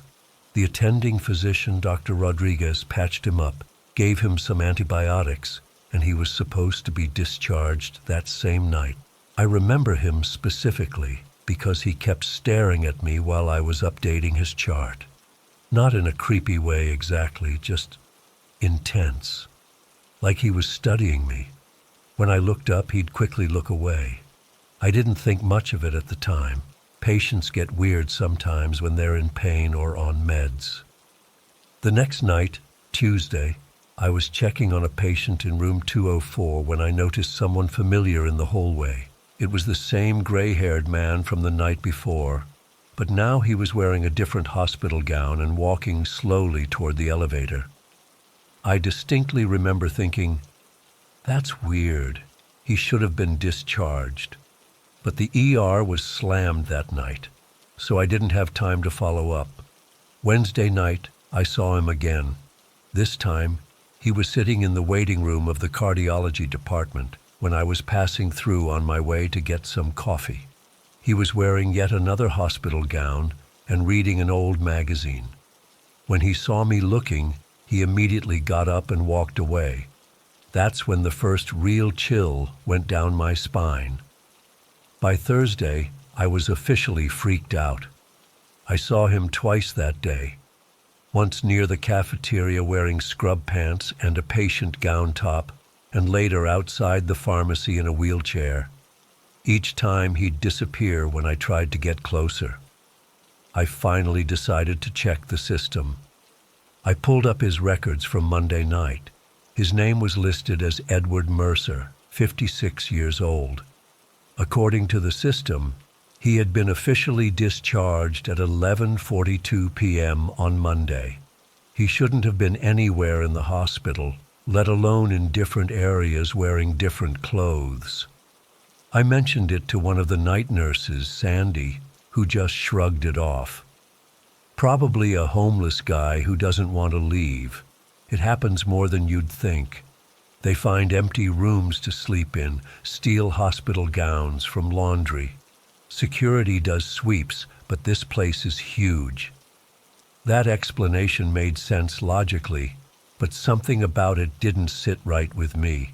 This guy didn't look homeless, and the way he kept appearing in different parts of the hospital, always seeming to know exactly when to disappear, it felt calculated. Friday night, I decided to keep an eye out for him. Around midnight, the ER finally slowed down, and I took the opportunity to walk around a bit. Sure enough, as I was passing the oncology floor, I spotted him slipping into an empty patient room. This time I followed him, staying far enough back that he wouldn't notice me. Through the crack in the door, I watched as he systematically went through drawers in the room. He pulled out some items, I couldn't see what, and stuffed them in his pocket.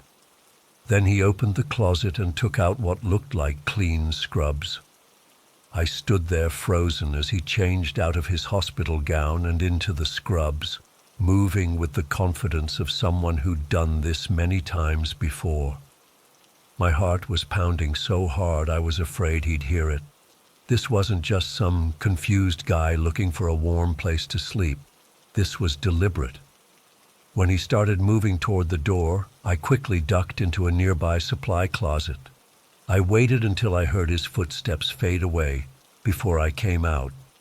I went straight to Dr. Miller, the attending physician on that night. He was an older guy, been working nights at Memorial for like 20 years. I figured if anyone would know what to do, it would be him. "Dr. Miller, I need to talk to you about something weird that's happening," I said, trying to keep my voice steady. He barely looked up from his computer. "Unless it's bleeding, dying, or on fire, it can probably wait until morning, Morris." "No, sir, I really think you should hear this." I told him everything, about seeing the man for multiple days in different areas, about checking his records, about watching him steal scrubs. Dr. Miller finally stopped typing and looked at me. "You've been working how many nights in a row now?" "5, but that's not..." "And how much sleep are you getting during the day?" I felt my face getting hot. "That's not what this is about. I'm not hallucinating from fatigue. This guy is real, and he's wandering around the hospital taking things." Dr. Miller sighed and stood up. "All right, let's go take a look. Where did you see him last?"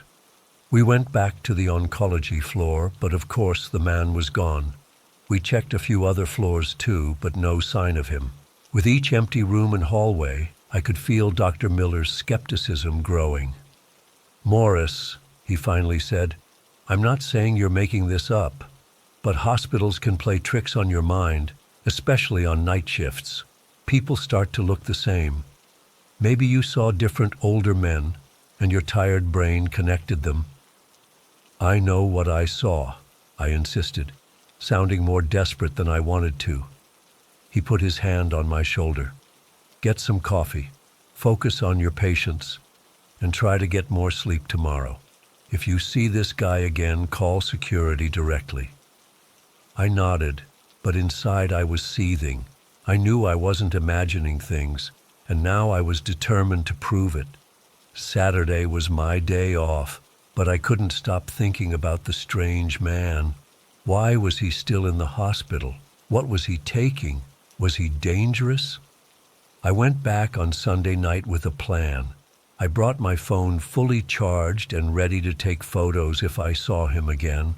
I also brought a small pocket flashlight that wouldn't be as obvious as using my phone light. For the first few hours of my shift, there was no sign of him. The ER was unusually busy. A multi-car pileup on the highway brought in several trauma patients at once. It wasn't until around 1 a.m. that things finally calmed down. I took the opportunity to walk around, pretending to be doing routine checks. I went floor by floor, methodically searching areas where I'd seen him before. Nothing on oncology, nothing in cardiology. I was starting to think maybe Dr. Miller was right. Maybe I had been seeing things. Then, as I was heading back toward the elevator on the surgical floor, I saw him. He was walking with purpose toward the restricted areas, wearing what looked like a janitor's uniform this time. His gray hair was partially hidden under a baseball cap, but I recognized his face immediately. My heart started racing as I followed him from a distance. He used a key card to access the surgical wing. A key card? Where the hell did he get that? I waited a few seconds, then used my own student ID to follow him in. The surgical wing was dimly lit at night, with most of the rooms dark except for the red exit signs casting an eerie glow. I could hear his footsteps ahead of me, but I couldn't see him. I moved as quietly as possible, using my small flashlight only when necessary. I turned a corner and almost ran right into him. He was standing at a storage room door, using another key card to open it. I quickly stepped back and pressed myself against the wall, praying he hadn't seen me. After a moment, I heard the door open and close. I waited about 30 seconds, then crept forward. Through the small window in the door, I could see him inside, changing out of the janitor's uniform and into what looked like surgical scrubs. But what made my blood run cold was seeing him open a duffel bag that contained what looked like multiple ID badges, different colored scrubs, and various hospital uniforms. This wasn't just some homeless guy looking for a place to sleep. This was someone who had systematically infiltrated the hospital, who had multiple disguises and access to restricted areas. I quickly took out my phone and snapped several pictures through the window. My hand was shaking so badly that some came out blurry, but a few were clear enough to show his face and the contents of his bag. I didn't wait around to see what he was planning to do next. I hurried back to the ER, trying not to run or look suspicious. I went straight to Dr. Miller's office and knocked urgently. "Come in," he called, sounding annoyed. I burst in, probably looking as freaked out as I felt. "I found him, and I have proof." I thrust my phone at him, showing him the pictures. Dr. Miller's expression changed as he scrolled through the images. "Where did you take these?" "Surgical wing storage room just now. He has badges, Dr. Miller. Multiple uniforms. He's been living here, moving around the hospital, pretending to be different people." Dr. Miller picked up his phone and called security, giving them a brief description and the location. Then he turned to me. "Stay here. Security will handle this." "But I should show them where—" "You've done enough," he said firmly. "Let security do their job." So I sat there fidgeting in his office while Dr. Miller went to meet security. It felt like hours, but it was probably only about 45 minutes before he came back.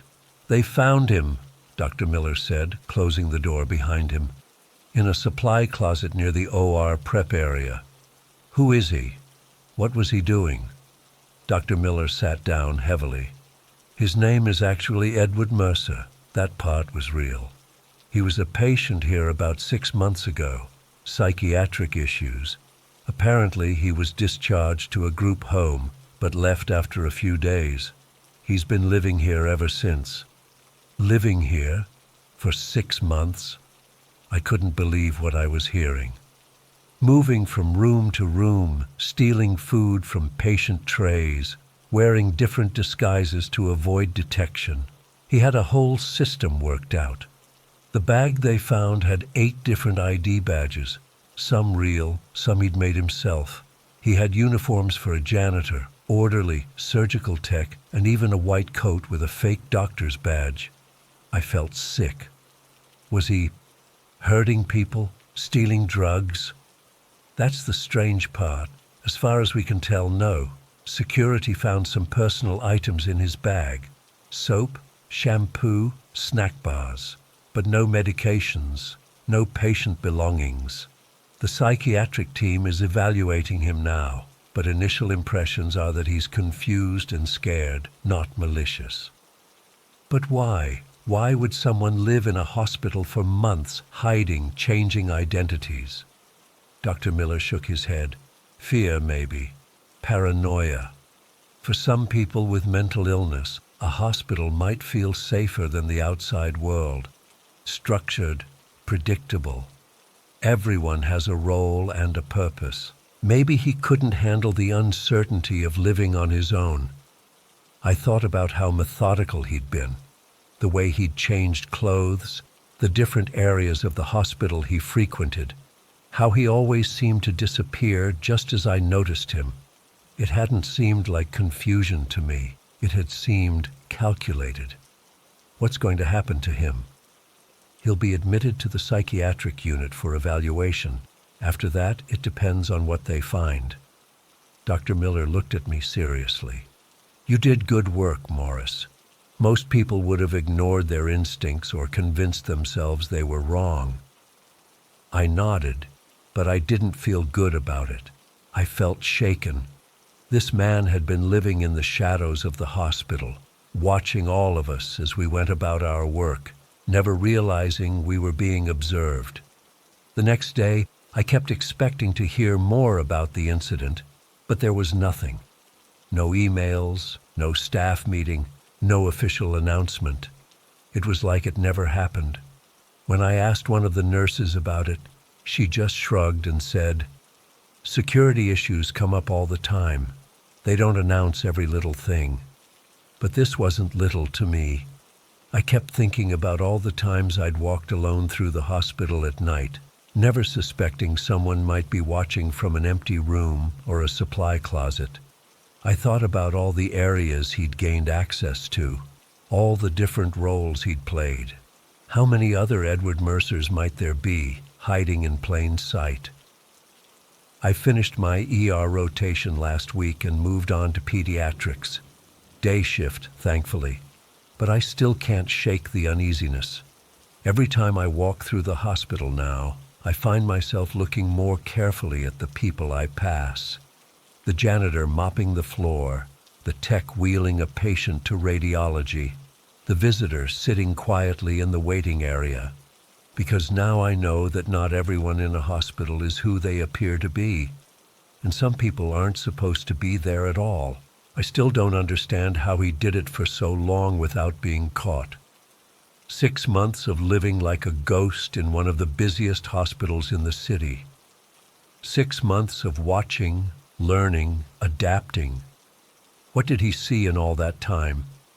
What secrets did he learn? And why, of all the people in that hospital, did he keep crossing paths with me? Sometimes I still feel like he's watching me, even though I know he's not. At least, I hope he's not. But the truth is, in a place as big and busy as Memorial, with so many people coming and going at all hours, how can anyone really be sure?